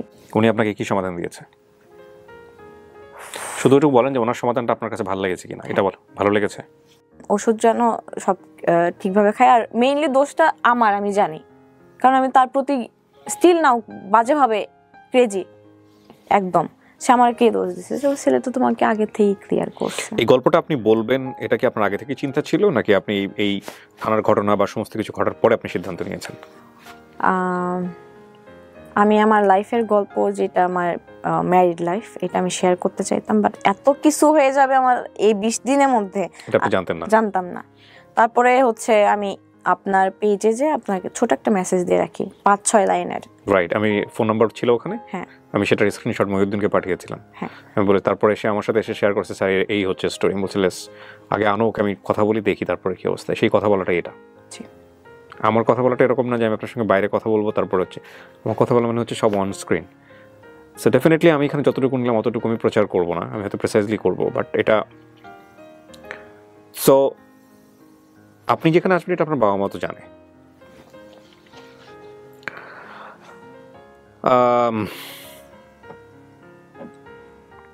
খুব কমন প্রশ্ন, কেন বললেন গল্পটা? নিজেকে সান্ত্বনা দেওয়ার জন্য, মোট কথা এটা। আমি বলে আমি শান্তি পাইছি, এটাই আমার অনেক। ঠিক আছে, বাট শেখার মতো কি আছে? আপনি কি শিখেছেন? আমি শিখছি যে কাউকে লাইফে অন্ধবিশ্বাস করতে নাই, প্লাস লাইফ কারোর জন্য কখনো থেমে থাকে না। আপনি শিখেন নাই? আমি শিখছি ভাইয়া, এই 20 দিন আমি অনেক কিছু ফেস করছি। আপনি শিখে যদি থাকেন তো আলহামদুলিল্লাহ, বাট টাইমটা মাত্র 20 দিন। এই জন্যই আমি এই কথাটা বললাম যে আপনি শিখেন নাই। তবে এটা ঠিক যে শিখলে সবচাইতে বেস্ট লেসনটাই আপনি শিখছেন। দেখেন, আমি মোটেও আপনাকে সাজেশন দেওয়ার মতো কেউ না, কিন্তু পুরো গল্পটা শুনে মানে এমন না যে সাজেশন দেন এটা একটা বিশেষ ক্ষমতা সম্পন্ন ব্যাপার, সো ওইটা আমার মধ্যে নাই। বাট আমি যে কথাগুলো বলবো এটা 8-10টা মানুষ তাই বলবে, সেই জায়গা থেকে আমি 2-1টা জিনিস জাস্ট বলতে পারি। একটা হচ্ছে যে কোনো ক্রেজিনেস, ওয়ান সাইডেড ক্রেজিনেস, এটা রেজাল্ট ভালো না।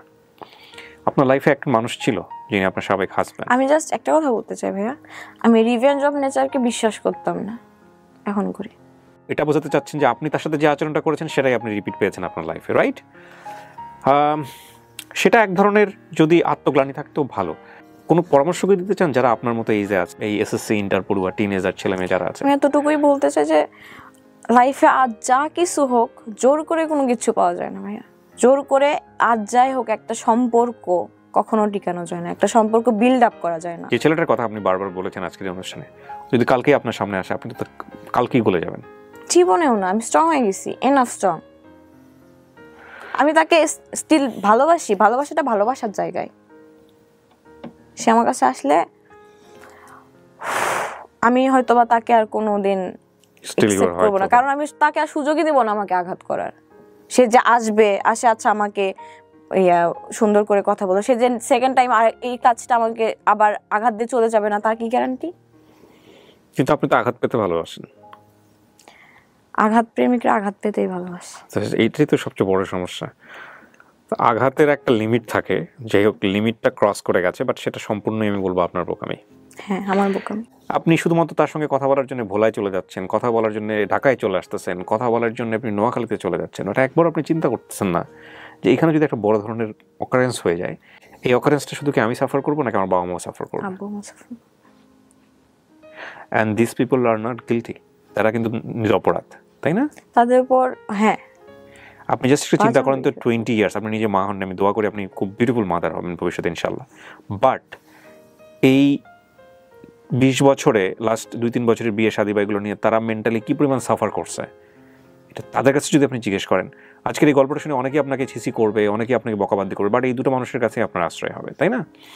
তো এই দুটো মানুষকে নিয়ে কি কখনো চিন্তা করছেন যে লাস্ট এই 5-7 বছরে কি হবে? এখন করি, ট্রুলি বিলিভ করি যে শেষ পর্যন্ত আব্বু আম্মু ছাড়া পাশে কেউ থাকে না। এখন বিশ্বাস করি এটা, হাজার ভালোবাসা জীবনে মানুষ আসবে যাবে, বাট যে কোনো বাজে সিচুয়েশন বলে আব্বু আম্মুই আগে। আমি বলতেছি না যে ভাই বোনও থাকে না আব্বু আম্মু ছাড়া। দুটো জিনিস কখনোই স্যাক্রিফাইস করা উচিত না, একটা হচ্ছে ক্যারিয়ার আর একটা হচ্ছে এডুকেশন। এই দুটো জিনিস ক্ষতি যদি করে কেউ, তাহলে করতে পারে এমন কোনো জায়গাটা থেকে যেই জায়গাটায় আপনার অনেক বড় ঋণ আছে। লাইক বাবা মার একটা অসুখ হয়ে গেছে, ওই সময়টা বাবা মার পাশে না থাকলে বড় ধরনের একটা দুর্ঘটনা ঘটে যাবে, আপনার বাসায় কেউ নাই, আপনি তার পাশে দাঁড়িয়ে আছেন, এতে আপনার পরীক্ষা খারাপ হচ্ছে, এটা আপনি সারা জীবন কনসিডার করতে পারবেন যে না, আমি আমার লাইফের বেস্ট সার্ভিসটা, বেস্ট টাইমটা আমার বাবা মাকে দিছি, ওটার জন্য আপনার কখনো গ্লানি হবে না। কিন্তু এইটার জন্য গ্লানি আছে, যে প্রশ্নটা আমি আপনাকে প্রথমেই করতেছিলাম, যে আপনার এসএসসিতে আপনি ফেল করলেন একবার, সেটা ওই প্রথম সম্পর্কের কারণে, পরবর্তীতে ভালোভাবে রেজাল্ট হলো না, আপনি নিশ্চয়ই এত খারাপ স্টুডেন্ট ছিলাম, পড়াশোনার জায়গাটা নষ্ট করে দিয়েছেন, আমি অনেক দূর যেতে পারতাম, অনেক দূর যেতে পারতেন, আপনি এখন যেখানে পড়াশোনা করছেন তার চেয়ে অনেক বেটার জায়গায় থাকতে পারতেন না? তবে এটা ঠিক যে রাফিয়া, আমার মনে হয় যে গোছানোর সময় এখনই শেষ হয়ে যায়নি। You are right now 20 only. হ্যাঁ, জীবনের সবচেয়ে গোল্ডেন টাইমগুলো পড়ে আছে। বেস্ট মানুষকে আসার সুযোগ দিতে হয় এবং সেজন্য নিজেকে রেডি করতে হয়। হ্যাঁ, তো সেই কাজটা করেন। প্রেম জীবনে বহু আসবে, বহু চলে যাবে, কিন্তু জীবন যদি প্রেমের জন্য চলে যায় তাহলে কিন্তু বিপদ। হ্যাঁ, আরেকটা জিনিস আমি বিশ্বাস করি ব্যক্তিগতভাবে, সেটা হচ্ছে যাকে আপনি লাভ করেন সে যদি আপনাকে ভয় পায়, আপনার অ্যাক্টিভিটিস দেখে, কোনো কিছু দেখে ভয় পায়, সে আপনাকে কখনোই লাভ করতে পারবে না। যদিও কখনো করে, ভয়ের জন্য করবে, আইদার তার প্রেস্টিজ বাঁচানোর জন্য করবে, অথবা তার সামাজিকতার কথা চিন্তা করে করবে। ওই মানুষটাকে আপনি রিয়েল মানুষ, যে মানুষটা চান, সে মানুষটা পাবেন না। এরপরে যদি আপনি ওর সাথে যান দেখা করতে, বা কোনো কারণে ও যদি আপনার কাছে আসে এবং সেটা নিয়ে যদি কোনো ধরনের কোনো প্রবলেম হয় আপনাদের লাইফে, এবং সেটা যদি কখনো ফেস আউট হয়, কখনো সোশ্যাল মিডিয়াতে আসে, সবাই কিন্তু আপনার দোষ দিবে, কারণ আপনি এখানে কমিটমেন্ট দিয়ে যাচ্ছেন যে আপনি এখন আর কখনো কন্টিনিউ করবেন না। আমি জাস্ট এতটুকুই বলবো যে আমি তাকে ছায়া দিছি, দুনিয়া দেখে আসুক। না, এটা আপনার তার প্রতি ফিলিংস আছে বলে বলতেছেন, আপনি তাকে গিভ আপ করছেন, তারপরে পৃথিবীটা কি করবে না করবে সেটা তার, সে আপনার চেয়ে ভালো মেয়ে পাইতে পারে তার জায়গা থেকে, এটার জন্যই চলে গেছে হয়তো। এই যে আপনি স্টিল তাকে অনেক মিস করেন, সেজন্য এই ধরনের কথা বলতেছেন। বাট আপনি যদি কাট আপ করেন, তারপরে তার জায়গাটা অন্ধকার, ওটার জন্য কোনো মন্তব্যই করা উচিত না আপনার। ওইটার জন্য আপনি স্টিল রেডি না? রেডি হওয়াটা জরুরি। রেডি হব ইনশাল্লাহ, খুব তাড়াতাড়ি হব, চেষ্টা করতেছি। আর এই সময়টাতে নিজেকে বিজি করা আর বাবা মাকে সময় দেওয়াটা খুব জরুরি। আর জীবনে কোনোদিন ফেসবুক লাইভে আসবেন না এইসব বিষয় নিয়ে অন্তত, এক। আর 2 নম্বর হচ্ছে যে ক্রেজি হয়ে কখনো এই কাজগুলো করা উচিত না। অজানা উদ্দেশ্যে পাড়ি জমালাম, তার জন্য একবার ফেসবুকে ব্লক করছে, ফোনে ব্লক করছে, যে ঠিক আছে ব্লক করলি কেন, আমি সেটা দেখতে। আমাদের একটা কথা আছে না, নারে বেলতলায় একবারই যায়। এটা সত্য না, এটা ডেফিনেটলি সত্য না। নারে বেলতলায় অনেকবার যেতে পারে যদি হেলমেট পরা থাকে। হেলমেট পরা থাকে, এটা ঠিক। ঠিক আছে, সো মানে আর যাই হোক, জীবনে নিজের ক্ষতি করে যাতে কোনো কিছু না হয়, অন্যের সম্মান সেটাও কিন্তু নিজের সাথে জড়িত থাকে, এই হচ্ছে বিষয়। কিছু কি বলতে চান কারোর উদ্দেশ্যে?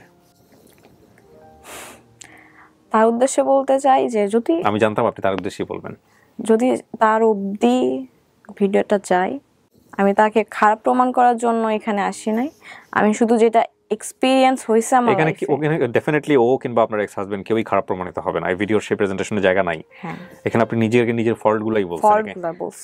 এক্স্যাক্টলি। আর আপনি যেভাবে এখানে বলছেন যথেষ্ট প্রেসাইজ করে বলেছেন, এক। আর 2 নম্বর হচ্ছে আমার প্রেজেন্টেশনের জায়গাটাও যথেষ্ট প্রেসাইজ থাকবে। সুতরাং এখানে কাউকে ইন্ডিকেট করা বা কে ছিল আপনার সম্পর্কে তাকে এখানে প্রকাশ করা, এটা কোনোভাবেই হবে না ভিডিওতে, কোনো সুযোগই নাই।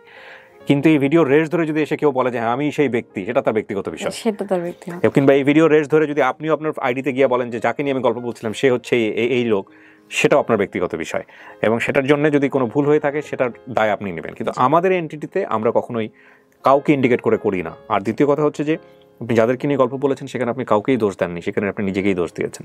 সুতরাং সেই সুযোগটাও নাই। ওর বাইরে কাউকে কিছু বলার আছে? আব্বু মুখে সরি বলতে চাই।